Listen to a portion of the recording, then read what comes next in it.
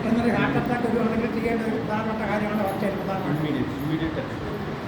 Immediate ആയിട്ട് ചെയ്യുന്നത്. അത് എന്ത് തന്നെ ആയാലും, ഇപ്പോൾ ഹാർട്ട് അറ്റാക്ക് ആയാലും അതൊരു ചെറിയ കട്ടായാലും എന്ത് തന്നെ ആയാലും ഫസ്റ്റ് എയ്ഡ് എന്ന് ഉദ്ദേശിക്കുന്നത് നമുക്ക് ഒരു മെഡിക്കൽ ഫെസിലിറ്റി അല്ലാതെ നമ്മൾ ഹൗസിൽ അല്ലാതെ നമ്മൾ വഴിയിൽ നടക്കുകയാണെന്നുണ്ടെങ്കിൽ ഒരു മെഡിക്കൽ സപ്പോർട്ടോ ഒരു മെഡിസിനോ അങ്ങനെ ഒന്നും ഇല്ലാതെ നമുക്ക് എന്താ കയ്യിലുള്ളത് വെച്ചിട്ട് നമുക്ക് ഫസ്റ്റ് എയ്ഡ് ആ സമയത്ത് എന്താ ഇമ്മീഡിയറ്റ് ആയിട്ട് കൊടുക്കാൻ പറ്റുന്നത് അതിനെ ഫസ്റ്റ് എയ്ഡ് എന്ന് ഉദ്ദേശിക്കും. പിന്നെ എന്തുകൊണ്ടാണ് നമ്മൾ ഫസ്റ്റ് എയ്ഡ് അറിഞ്ഞിരിക്കേണ്ടത്? അതിൻ്റെ ഇമ്പോർട്ടൻസ് എന്തായാലും എന്തൊക്കെ ആവശ്യമുണ്ടായിരിക്കും നമ്മൾ അറിഞ്ഞിരിക്കേണ്ടത്? ഫസ്റ്റ് എയ്ഡ് എല്ലാവരും അറിഞ്ഞിരിക്കണമെന്ന് പറയുന്നത് നമ്മളൊരു ഹോസ്പിറ്റൽ അല്ലെങ്കിൽ ഡോക്ടറെ അടുത്ത് പോകുന്നത് വരെ ഇൻ ബിറ്റ്വീൻ നമ്മൾ ചെയ്യേണ്ട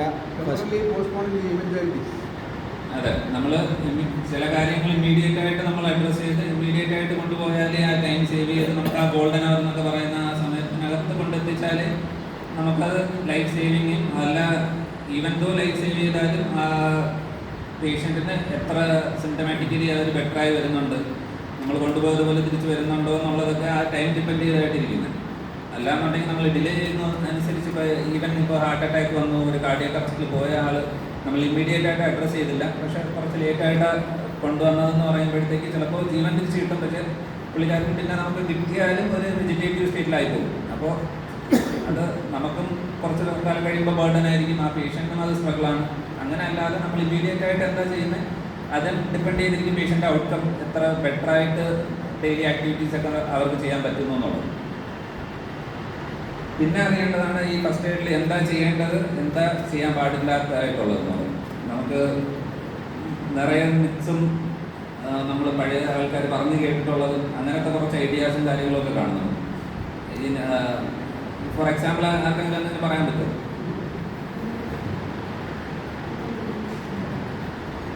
ഫോർ എക്സാമ്പിൾ ഇനി ജന്നി വരുമ്പോഴത്തേക്ക് ചാവി കൈ കൊടുക്കുക, അതൊക്കെ നമ്മളിങ്ങനെ വെള്ളം കൊടുക്കുക, അങ്ങനെയൊന്നും നിറയെ ഇതുണ്ട്. അത് നമുക്ക് ചെയ്യണോ അത് വേണ്ടയോ എന്നുള്ളതൊക്കെ നമുക്കതൊരു ക്ലിയർ ചെയ്ത് പോകുന്നതായിരിക്കും ഇതിൽ കൂടെ നമ്മൾ ഉദ്ദേശിക്കുന്നത്. നമ്മൾ അറ്റ്ലീസ്റ്റ് നമ്മൾ പേഷ്യനെ ഹാം ചെയ്യാതെ, ഒന്നും ചെയ്യാൻ പറ്റിയില്ല എന്നുണ്ടെങ്കിലും നമ്മൾ ചെയ്യുന്ന കാര്യം ഹാം ചെയ്യാതിരിക്കണം.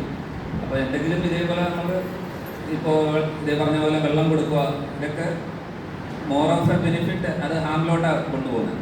അപ്പോൾ പ്രധാനമായത് മുഖത്തെ വെള്ളം തെളിക്കുന്നതല്ലേ എന്തിനാ അല്ല എന്ത് ജന്നി വരുമ്പോഴും ഇപ്പോൾ ജന്നി വരുമ്പോഴത്തേക്ക് അത് നമുക്ക് എന്തായാലും ക്ലാസ്സിൽ അങ്ങോട്ട് മുന്നോട്ട് പോകുമ്പോൾ അതിനെപ്പറ്റി ഡീറ്റെയിൽ ആയിട്ട് ഡിസ്കസ് ചെയ്ത് പോകാം. യൂഷ്വലി നമുക്കിപ്പോൾ ബോധം പോയ ആൾക്കാർക്ക് അങ്ങനെ മുഖം ഇത്തിരി വെള്ളം തെളിച്ചെന്ന് പറഞ്ഞിട്ട് അങ്ങനെ ബോധം വരണമെന്ന് നിർബന്ധമൊന്നുമില്ല. അത് ഡിപ്പെൻഡ് ചെയ്തിരിക്കും. എല്ലാവർക്കും ഒരു ബോധം പോകുമ്പോൾ കുറച്ചൊരു ടൈം പീരീഡ് ഒരു അബോധാവസ്ഥ കാണും. അതാ ഞാൻ പറഞ്ഞത്. അത് ഓരോ മിക്സാണ്. ഇങ്ങനെ വെള്ളം കൊടുക്കണോ വേണ്ടിയോ, ചിലർ പറയും വെള്ളം കൊടുക്കണമെന്ന് പറയും, ചിലർ പറയും ചാല് കൈ കൊടുക്കണമെന്നൊക്കെ പറയും. അതൊക്കെ ചെയ്യണോ വേണ്ടയോ എന്നുള്ളതൊക്കെയാണ് നമ്മൾ ക്ലിയർ ചെയ്ത് പോകാൻ പോകുന്നത്. അപ്പോൾ ഫസ്റ്റ് എയ്ഡ് എന്താണെന്ന് മനസ്സിലായല്ലോ. ഫസ്റ്റ് എയ്ഡ് നമ്മൾ ഇമ്മീഡിയറ്റ് ആയിട്ട് ഒരു കെമിക്കൽ ഇല്ലാതെ നമ്മളെന്താ ചെയ്യുന്നതെന്നുള്ളത്. പിന്നെ ഈ ഫസ്റ്റ് എയ്ഡിൽ നമുക്ക് എമർജൻസി ആയിട്ട് എപ്പോഴും അറിഞ്ഞിരിക്കേണ്ട കാര്യമാണ് കോൾ ഫോർ ഹെൽപ്പ് എന്ന് പറയുന്നത്. ഈ കോൾ ഫോർ ഹെൽപ്പ് എന്ന് ഉദ്ദേശിക്കുന്നത് എന്താ?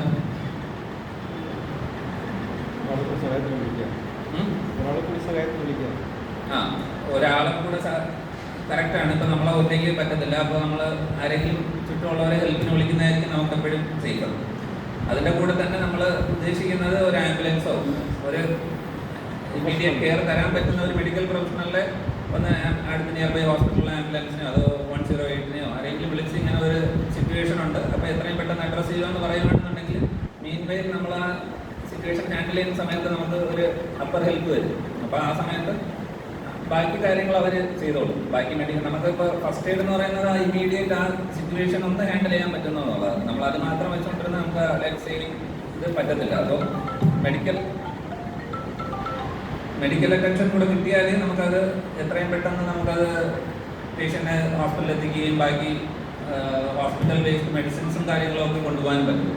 അപ്പോൾ ഈ കോൾ ഫോർ ഹെൽപ്പ് എന്ന് ഉദ്ദേശിക്കുന്നത് ഫസ്റ്റ് സാർ പറഞ്ഞതുപോലെ ഇമ്മീഡിയറ്റ് ആയിട്ട് ആരാ അടുത്തുള്ളത്. ഇപ്പം നമ്മൾ മാത്രം ഇപ്പോൾ ഒരാൾ കൊളാപ്സ് ആയി നമ്മൾ മാത്രം പോയി നിന്നാൽ അവിടെ ഒന്നും നടക്കത്തില്ല. നമ്മൾ ടയർഡായി പോകും, നമ്മൾ ഇതായി പോകും. അപ്പോൾ നമ്മൾ ഷൗട്ട് ചെയ്ത് ആരെങ്കിലും അടുത്തുണ്ടോ എന്നുള്ളത് മേക്ക് ഷുവർ ചെയ്യണം. അതിൻ്റെ കൂടെ തന്നെ പുള്ളിക്കാരുടെ അടുത്ത് വന്ന് ആംബുലൻസിനെ ഒന്ന് ഇൻഫോം ചെയ്യും എന്നുള്ളത് നമ്മൾ എത്രയും പെട്ടെന്ന് അത് ഇൻഡിക്കേറ്റ് ചെയ്ത് പറയാൻ പറ്റണം. അതൊരു മെയിൻ ഇമ്പോർട്ടൻ്റ് കാര്യമാണ് ഈ കോൾ ഫോർ ഹെൽപ്പ് എന്ന് പറയുന്നത്. നമ്മളെല്ലാം ചെയ്തു, പക്ഷേ കോൾ ഫോർ നമ്മളൊരു ആംബുലൻസിനെ വിളിക്കാൻ ലേറ്റായി എന്ന് പറയുമ്പോഴത്തേക്ക് നമുക്കൊരു ഹെൽപ്പും വരത്തില്ല. അപ്പോൾ അത് ആമാ ചെയ്യുന്നത്. അപ്പോൾ ഇമ്മീഡിയറ്റ്ലി ഒരു സിറ്റുവേഷൻ ഉണ്ടായാൽ ഫസ്റ്റ് ചെയ്യേണ്ട കാര്യമാണ് ഈ കോൾ ഫോർ ഹെൽപ്പ് എന്നുള്ള കാര്യം. പിന്നെ ഉള്ളതാണ് സീൻ സേഫ്റ്റി. സീൻ സേഫ്റ്റി എന്നെന്താ ഉദ്ദേശിക്കുന്നത്? ഒരാൾ താഴെ വീണ് കഴിഞ്ഞ് എന്തെങ്കിലും മുറിവോ അല്ലെങ്കിൽ ഓടിയോ പറ്റുവാണെങ്കിൽ അതേപോലെ അയാളെ കിടത്തിയിട്ട് നമ്മുടെ കുറച്ച് ഇൻഫർമേഷന് വേണ്ടി ഹോസ്പിറ്റൽ കോൺടാക്ട് ചെയ്യാന്നുള്ളത്. സീൻ സേഫ്റ്റി എന്ന് പറയുന്നത് ഇപ്പോൾ അത് നമുക്കാണോ പറയുന്നത് അതോ വീണ് കിടക്കുന്ന ആൾക്കാണോ നമ്മൾ ഉദ്ദേശിക്കുന്നത്? നമുക്കാ ഉദ്ദേശിക്കുന്നത്.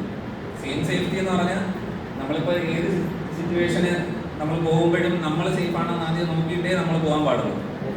ഇപ്പോൾ നമ്മളെ കെയറോടെ നോക്കിയിട്ട് വേണം നമ്മൾ ഏത് സിറ്റുവേഷനിൽ എടുത്ത് ചാടാൻ. അത് നമ്മളെ കൊണ്ട് ഹാൻഡിൽ ചെയ്യാൻ പറ്റുമോ, അതോ നമുക്ക് ലിമിറ്റേഷൻസ് ഉണ്ടോ, അതെല്ലാം നോക്കിയിട്ട് വേണം നമ്മൾ പോകാൻ. അപ്പോൾ അതാണ് സീൻ സേഫ്റ്റി എന്ന് ഉദ്ദേശിക്കുന്നത്. അതായത് ഇപ്പോൾ ഒരു ഡ്രൗണിങ്, ഫോർ എക്സാമ്പിൾ ഒരു ഡ്രൗണിങ്, ഒരു വെള്ളത്തിൽ ആരോ മുങ്ങിപ്പോയി, അതിൻ്റെ കൂടെ നമുക്ക് നീന്തൽ അറിയാം. നമ്മൾ അതിന് മുന്നേ ചാടുന്നതിന് മുന്നേ നമുക്ക് ആ ഹെൽപ്പിംഗ് ടെൻഡൻസി ഉണ്ടെന്ന് പറഞ്ഞാൽ നമ്മൾ ചാടുന്നതിന് മുന്നേ നമ്മൾ ആദ്യം അത് ആലോചിക്കണം. നമ്മൾ ചാടിയാൽ അത് സേവ് ചെയ്യാൻ പറ്റുമോ, നമുക്കറിയുന്ന സ്ഥലമാണോ, എത്ര ആഴമുണ്ടെന്ന് നമുക്കറിയാമോ, ഇതെല്ലാം നോക്കിയിട്ട് വേണം നമ്മൾ എല്ലാ ഇതിലും നമ്മൾ കാലെടുത്ത് വയ്ക്കാൻ. അപ്പോൾ ഇൻ കേസ് നമ്മൾ ആ ഹെൽപ്പിംഗ് ടെൻഡൻസിൽ ചാടിയെന്ന് വെച്ചിട്ട് ഒരാളെ രക്ഷിക്കേണ്ടടുത്ത് രണ്ടാളെ രക്ഷിക്കേണ്ട ആവശ്യമില്ല. അപ്പോൾ അതാണ് സീൻ സേഫ്റ്റി എന്ന് ഉദ്ദേശിക്കുന്നത്. നമ്മൾ അതാ what to do what not to do എന്നുള്ള രീതിക്കാണ്. ഇപ്പോൾ ചില കാര്യങ്ങൾ നമ്മൾ ലേൺ ചെയ്ത് തന്നെ വരണം. ഇപ്പോൾ അതേപോലെ വേറെ എന്തെങ്കിലും എക്സാമ്പിൾ പറയാമോ? ഈ സീൻ സേഫ്റ്റിയുടെ നമ്മളെ പ്രയോറിറ്റി നമ്മൾ ആദ്യം നോക്കണമെന്ന് പറയുന്നത് ഇപ്പോൾ ഒരു ഇലക്ട്രിക് ഷോക്ക് സംഭവിച്ചു. അപ്പോൾ നമ്മൾ നേരെ പോയി തൊടുന്നതിന് മുന്നേ നമ്മൾ ഒരു നോൺ മെറ്റാലിക് എന്തെങ്കിലും ഉപകരണം വെച്ച് വേണം തട്ടി മാറ്റാൻ. ഇപ്പോൾ ഒരു റോഡ് ട്രാഫിക് ആക്സിഡൻറ്റ് വന്നു, അപ്പോൾ നമ്മൾ പെട്ടെന്ന് റഷിൽ എടുത്ത് ചാടുന്നതിന് മുന്നേ ട്രാഫിക് ഉണ്ടോ, വേറെ വണ്ടികൾ എന്തെങ്കിലും വരുന്നുണ്ടോ എന്നെല്ലാം നോക്കിയിട്ട് വേണം നമ്മൾ ആ സിറ്റുവേഷനിലോട്ട് പോകാൻ. അതാണ് ഈ സീൻ സേഫ്റ്റി എന്ന് ഉദ്ദേശിക്കുന്നത്. എപ്പോഴും നമ്മൾ കാര്യം ആദ്യം പ്രയോറിറ്റൈസ് ചെയ്തിട്ട് വേണം അടുത്ത ആ പേഷ്യൻറ്റിനെ രക്ഷിക്കാനും ബാക്കി കാര്യങ്ങളിലോട്ട് പോകുന്നത്. പിന്നെയാണ് ഈ do not move if they suspect any spinal injury എന്ന് പറയുന്നത്. ഈ സ്പൈനൽ ഇഞ്ചറി എന്ന് പറയുന്നത് മോസ്റ്റ് കോമൺലി നമ്മൾ ഉദ്ദേശിക്കുന്ന എന്തെങ്കിലും റോഡ് ട്രാഫിക് ആക്സിഡൻറ്റിൽ ഒരു ആക്സിഡൻറ്റ് പറ്റി വീണു. അപ്പം മോസ്റ്റ് കോമൺ ഇഞ്ചറി വന്ന് ഒരു പാരാലിസിസിലോട്ട് വരെ പോകുന്ന ഒരു ഇതാണ് ഈ സ്പൈനൽ ഇഞ്ചറി എന്ന് പറയുന്നത്. ഇപ്പോൾ അത് മെയിനായിട്ട് നമ്മൾ ഉദ്ദേശിക്കുന്നത് ഈ ഒത്തിരി ഹൈപ്പർ എക്സ്റ്റൻഷനും ഈ കഴുത്തൊക്കെ മേലോട്ട് അങ്ങനെ ഒത്തിരി എക്സ്റ്റെൻഡ് ആകുമ്പോഴത്തേക്ക് ചില നെർവ് കംപ്രഷനോ അതോ ഈ എല്ല് വാരിയലിന് എന്തെങ്കിലും ഫ്രാക്ചറോ കാര്യങ്ങളോ സംഭവിച്ചാൽ നമ്മൾ യൂഷ്വലി ചെയ്യുന്ന എന്താ, ഒരു ഓട്ടോ എന്തെങ്കിലും വന്നാൽ നമ്മൾ ഉടനെ അതിനെ കൈ കാണിക്കും, ഓട്ടോയിൽ കയറ്റി നമ്മൾ ആ വ്യക്തിനെ ഇരുത്തി നമ്മൾ ഹോസ്പിറ്റലിലോട്ട് കൊണ്ടുപോയിരിക്കും മെയിനായിട്ട് ചെയ്യുന്നത്. അപ്പോൾ ഈ സ്പൈനൽ ഇഞ്ചറി നമ്മൾ റെസ്ട്രിക്ട് ചെയ്യാൻ വേണ്ടിയിട്ട് ഇപ്പോൾ പുള്ളിക്കാരനെ ഒന്ന് ഫ്ലാറ്റായിട്ട് കിടത്തിയിട്ട് ഈ കഴുത്ത് മാക്സിമം നനക്കാതെ നോക്കും. അതാണ് നമ്മൾ ഉദ്ദേശിക്കുന്നത്. നമ്മളിപ്പോൾ ആൾറെഡി ഒരു സ്പൈനൽ ഇഞ്ചറി ഉണ്ടോ ഇല്ലയോ നമുക്ക് ഉറപ്പില്ല. അപ്പോൾ അൺലെസ് നമ്മൾ ഒന്നുമില്ല എന്ന് ഉറപ്പ് വരുന്നതിന് മുന്നേ കഴുത്തിന് അങ്ങോട്ടും ഇങ്ങോട്ട് അനക്കി ചിലപ്പോൾ ആ കംപ്രഷൻ വന്നെങ്കിലും വന്നാൽ മൊത്തത്തിൽ അങ്ങ് പാരാലിസിസ് ആയി പോകും. അപ്പോൾ ആ കാര്യങ്ങളൊക്കെ ശ്രദ്ധിച്ചിട്ട് വേണം നമ്മൾ ആ സ്പൈനൽ ഈ റോഡ് ട്രാഫിക് ആക്സിഡൻറ്റും കാര്യങ്ങളൊന്നും വരുന്ന പേഷ്യൻറ്റിനെ ഹാൻഡിൽ ചെയ്യാൻ. പിന്നെ ഉള്ളത് നമ്മൾ പെട്ടെന്ന് ഒരു സിറ്റുവേഷനിൽ നിൽക്കുകയാണ്, ഒരാൾ ബോധാവസ്ഥ ഒന്ന് കുറയുകയാണെന്ന് തോന്നുകയാണെന്നുണ്ടെങ്കിൽ ഒന്ന് കൊളാപ്സ് ആവുകയാണ്. ഇപ്പോൾ മോസ്റ്റ് കോമൺലി ഇപ്പോൾ ഒത്തിരി വെയിലത്ത് നിൽക്കുകയാണ്, ഇപ്പോൾ സ്കൂളിലും അങ്ങനെയൊക്കെ കണ്ടുവരുന്നതാണ്. ഈ പിള്ളേരൊക്കെ രാവിലെ ബ്രേക്ക്ഫാസ്റ്റ് കഴിക്കാതെ പോകുമ്പോഴത്തേക്ക് ഒത്തിരി നേരം ഈ വെയിലത്തും കാര്യങ്ങളൊക്കെ നിൽക്കുമ്പോഴത്തേക്ക് അങ്ങ് കൊളാപ്സ് ആയി വീഴും. അപ്പോൾ നമ്മൾ ഉടനെ ചെയ്യുന്ന കാര്യം എന്താ, എണീറ്റിരുത്തി ഇത്തിരി വെള്ളാമത് കൊടുക്കും. അപ്പോൾ അത് ചെയ്യാൻ പാടില്ല. യൂഷ്വലി ഒരാൾ പെട്ടെന്ന് കൊളാപ്സ് ആയി വീഴുമ്പോൾ നമ്മളൊന്ന് സപ്പോർട്ട് ചെയ്ത്, നമ്മൾ അടുത്താണ് വീഴുന്നതെന്ന് സപ്പോർട്ട് ചെയ്തൊന്ന് ഫ്ലാറ്റായിട്ട് കിടത്തുക എന്നുള്ളതാണ് ഫസ്റ്റ് ചെയ്യേണ്ട കാര്യം. ഒന്ന് ഫ്ലാറ്റായിട്ട് കിടത്തുമ്പോൾ തന്നെ ഓട്ടോമാറ്റിക്കലി കുറച്ചങ്ങ് റിക്കവറായി വന്നോളും.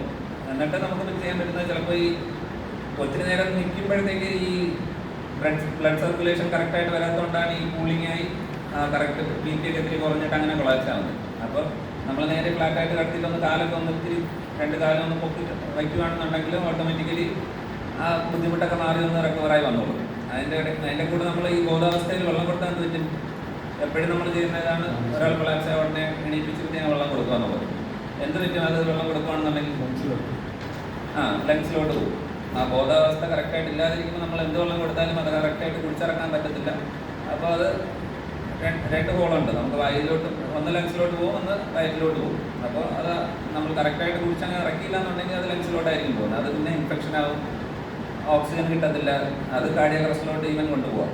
അപ്പോൾ നമ്മൾ ഹെൽപ്പിംഗ് എന്ന് ചെയ്യുന്ന കാര്യം അത് കാർഡിയക് അറസ്റ്റിലോട്ട് വരെ വേണമെങ്കിൽ പോവാം. അപ്പോൾ മേക്ക് ഷുവർ അങ്ങനത്തെ കാര്യങ്ങളൊന്നും നമ്മൾ ചെയ്യാതിരിക്കുക. പിന്നെ ഉള്ളതാണ് ഈ റിക്കവറി പൊസിഷൻ. റിക്കവറി പൊസിഷൻ എന്തോ, ഏത് പേഷ്യൻ്റ് ഏത് വിക്ടിം ഒന്ന് കൊളാപ്സ് ആയ അബോധാവസ്ഥയിൽ കിടക്കുകയാണെന്നുണ്ടെങ്കിലും ആദ്യം നമ്മൾ ചെയ്യേണ്ടത് എന്താണ്, റെസ്പോൺസ് ഉണ്ടോ എന്ന് നോക്കുക. അത് നമ്മൾ ആ BLS ക്ലാസ്സിലോട്ട് വരുമ്പോൾ നമ്മൾ എങ്ങനെയാണ് റെസ്പോൺസ് നോക്കേണ്ടത്, എങ്ങനെയാണ് പൾസ് നോക്കേണ്ടത്, അതൊക്കെ നമ്മൾ ഡെമോൺസ്ട്രേറ്റ് ചെയ്ത് കാണിക്കും. ബട്ട് അൺലെസ് ഇപ്പോൾ പൾസൊക്കെ ഉള്ള ആളാണ്, ഇപ്പോൾ ഫോർ എക്സാമ്പിൾ ഒരു ജെന്നി വന്ന് കഴിഞ്ഞിട്ടുള്ള ആളാണ്, അപ്പോൾ ജെന്നിയൊക്കെ കഴിഞ്ഞു, ജെന്നി വന്നു അത് സെറ്റിലായി, എന്നിട്ട് പുള്ളിക്കാർ ബോധാവസ്ഥയിൽ കുറഞ്ഞങ്ങനെ കിടക്കും കൊളാപ്സ് ആയിട്ട്, പക്ഷേ പൾസുണ്ട്. അങ്ങനത്തെ ആൾക്കാർ നമ്മൾ കിടക്കുന്ന ഒരു പൊസിഷനാണ് റിക്കവറി പൊസിഷൻ എന്ന് പറയുന്നത്. യൂഷ്വലി ഫ്ലാറ്റായിട്ട് കിടക്കാതെ ലെഫ്റ്റ് സൈഡിലോട്ട് ചരിച്ച് കിടക്കുന്നതിനാണ് നമ്മൾ റിക്കവറി പൊസിഷൻ എന്ന് പറയുന്നത്. ഈ ലെഫ്റ്റ് സൈഡിലോട്ട് ചരിച്ച് കിടക്കുന്നതിനെ പറ്റി നമ്മൾ ഉദ്ദേശിക്കുന്നത് എന്താണെന്ന് പറഞ്ഞാൽ, നമ്മൾ ഇൻ കേസ് എന്തെങ്കിലും മൊമെൻറ്റസോ എന്തെങ്കിലും ഉണ്ട്, എന്തെങ്കിലും ആസ്പിറേഷനോ എന്തെങ്കിലും വരുവാണെന്നുണ്ടെങ്കിൽ അത് പ്രൂവ് ചെയ്ത് പുറത്തോട്ട് പോയേക്കും. അതല്ല നമ്മൾ ഫ്ലാറ്റായിട്ട് കിടക്കുക നേരെ കിടക്കുകയാണെന്നുണ്ടെങ്കിൽ ഈ കിടക്കുന്നതിനെ കൂളായി വീണ്ടും അത് ലങ്സിലോട്ട് പോകുന്നതായിരിക്കും ചെയ്യുന്നത്. അതും ഹാം ഉണ്ടാക്കും. അപ്പോൾ ഒരു അൺകോൺഷ്യസ് ആയിട്ടുള്ള പേഷ്യൻ്റ് ആണെന്നുണ്ടെങ്കിൽ പൾസ് ഉണ്ട് അങ്ങനെ എന്താത്ത സിറ്റുവേഷൻ ആണെന്നുണ്ടെങ്കിൽ എപ്പോഴും ലെഫ്റ്റ് സൈഡിലോട്ട് തിരിച്ചു കിടത്താനാണ് നമ്മൾ ശ്രമിക്കേണ്ടത്. പിന്നെയാണ് first aid kit. First aid കിറ്റിൽ എന്തൊക്കെയാണ് കാണുന്നത്? ഇപ്പോൾ നമ്മൾ വീട്ടിലൊരു ഫസ്റ്റ് എയ്ഡ് കിറ്റ് ഉണ്ടെന്നുണ്ടെങ്കിൽ ഒരു മിനിമം വേണ്ട കാര്യങ്ങൾ എന്തൊക്കെയായിരിക്കും പറയാം? എന്തൊക്കെയായിരിക്കും വേണ്ടത്? കോമൺ ആയിട്ട് വേണ്ടത് എന്താ? ഗോസ്, കോട്ടൺ, പിന്നെ സിസേഴ്സ് വേണമെങ്കിൽ എടുക്കാം, എന്തെങ്കിലും ഓയിൻമെൻറ്റോ ആൻറ്റിബയോട്ടിക്കോ എന്തെങ്കിലും ബേൺസ്. വീട്ടിൽ ഈ കിച്ചണിലൊക്കെ ജോലി ചെയ്യുമ്പോൾ പെട്ടെന്ന് പറ്റുന്ന ആരാണ് ബേൺസോ ചെറിയ രീതിക്കുള്ള ബേൺസും കാര്യങ്ങളൊക്കെ പറ്റും. അപ്പോൾ അതിനൊക്കെ എന്തെങ്കിലും ബേൺസിൻ്റെ ഓയിൻമെൻറ്റോ കാര്യങ്ങളോ മതിയെങ്കിൽ നമ്മൾ വീട്ടിൽ തന്നെ അത് അങ്ങ് കീൽ ചെയ്തങ്ങ് മാറിക്കൊള്ളാം. അതിന് വേണ്ടി ഹോസ്പിറ്റലിലോട്ട് വരണമെന്നുള്ള ആവശ്യം കാണത്തില്ല. പിന്നെ ഐസ് പാക്കിനെ കൊണ്ടുള്ള ഉപയോഗം എന്താ?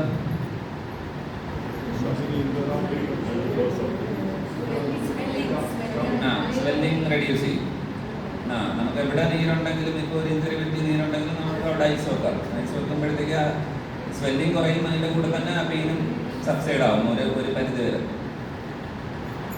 പിന്നെയാണ് നമ്മൾ കട്ടിഞ്ചറി ഓർ ബ്ലീഡിങ്. ഇപ്പോൾ കട്ടിഞ്ചറി എന്ന് ഉദ്ദേശിക്കുന്നത് നമ്മൾ ഇപ്പോൾ അതൊരു ചെറിയ കട്ടും ആവാം, അതൊരു മാസീവ് കട്ടും ആവാം.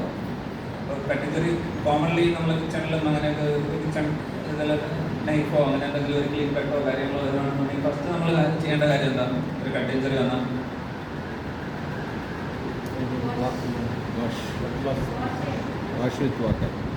നമ്മൾ ഫസ്റ്റ് ചെയ്യുന്ന കാര്യം വാഷ് ചെയ്യുക എന്നുള്ളത് അല്ലേ? അപ്പോൾ വാഷ് ചെയ്താൽ എന്ത് പറ്റും?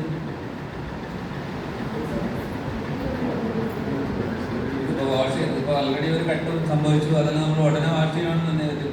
ആ വെള്ളം അത് ഈ ചോരയുടെ കൂടെ ബ്ലഡ് ഇരിക്കത്തുള്ളൂ, ആ ബ്ലീഡിങ് സ്റ്റോപ്പ് ആവത്തില്ല. നമ്മൾ എത്രയും പെട്ടെന്ന് ചെയ്യേണ്ട കാര്യം ആ ഡയറക്റ്റ് പ്രഷർ കൊടുക്കുക എന്നുള്ളത്.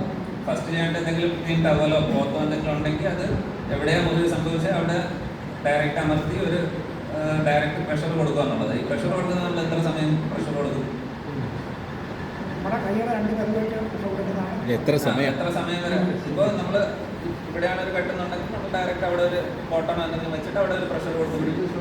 അത് എവിടെ തന്നെ ആയാലും, ഇപ്പോൾ എത്ര വലിയ ഉണ്ടായാലും എത്ര ചെറിയ ഉണ്ടായാലും അതിൻ്റെ ഇമ്മീഡിയറ്റ് ട്രീറ്റ്മെൻറ്റ് വന്നിട്ട് ഡയറക്റ്റ് പ്രഷർ ചെയ്യണം.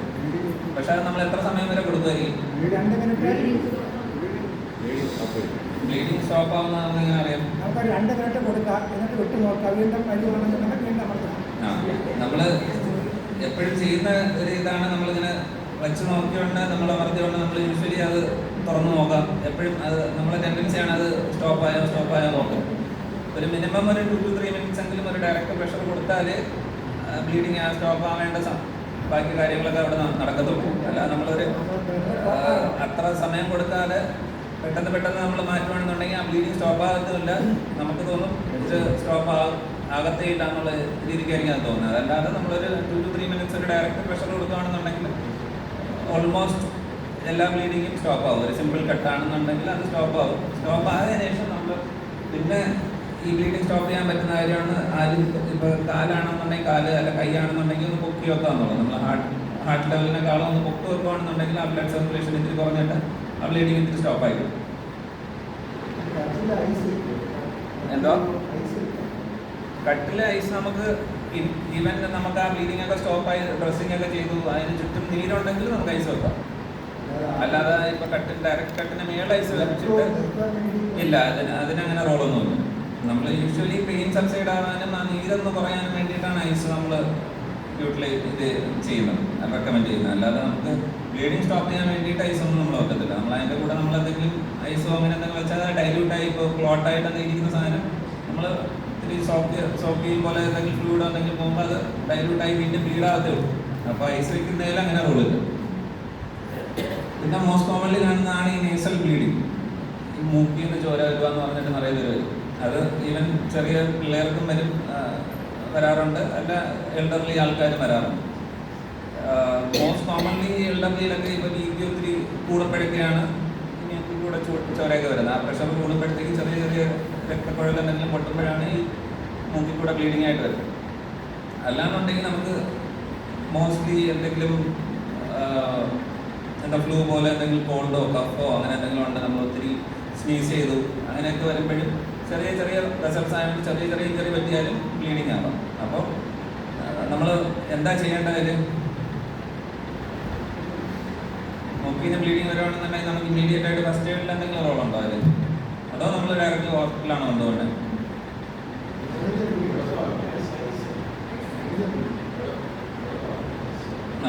നമ്മൾ ഒന്ന് സാറ് പറഞ്ഞ പോലെ കിടത്തണമെന്ന് പറഞ്ഞു, പക്ഷെ അത് ചെയ്യരുത്. ഇപ്പൊ കിടത്തി എന്ത് പറ്റും? എന്തോ ഇപ്പൊ ബ്ലീഡിങ് മൂക്കിൽ കൂടെ വന്നോണ്ടിരിക്കുക, നമ്മൾ ആ പുള്ളിക്കാരനെ നേരെ കിടത്തുക. കിടത്തുമ്പോഴത്തേക്ക് എന്ത് പറ്റുമായിരിക്കും?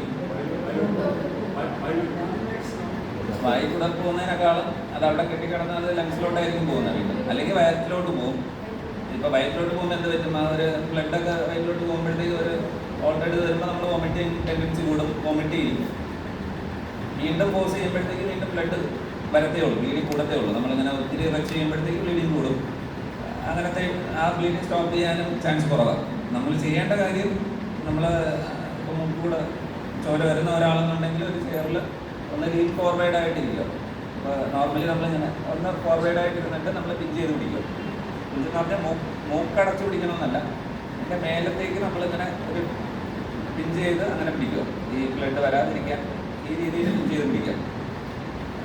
ഇങ്ങനെ പിഞ്ച് ചെയ്ത് പിടിച്ചിട്ട് അതിൻ്റെ മേലെ കൂടെ ഒരു ഐസ് കൂടെ വെച്ച് കൊടുക്കുക. ഐസ് പാക്ക് നമുക്ക് അതിൻ്റെ മേലെ വെച്ച് കൊടുക്കാം. ഇപ്പോൾ ഒരു ക്യൂബ്സോ എന്തെങ്കിലും ഉണ്ടെങ്കിൽ അതൊന്ന് തുണിയിൽ പൊതിഞ്ഞോ എന്തെങ്കിലും പൊതിഞ്ഞ് നമ്മൾ അതിൻ്റെ മേലെ ഒന്ന് അപ്ലൈ ചെയ്ത് കൊടുത്താൽ മതി.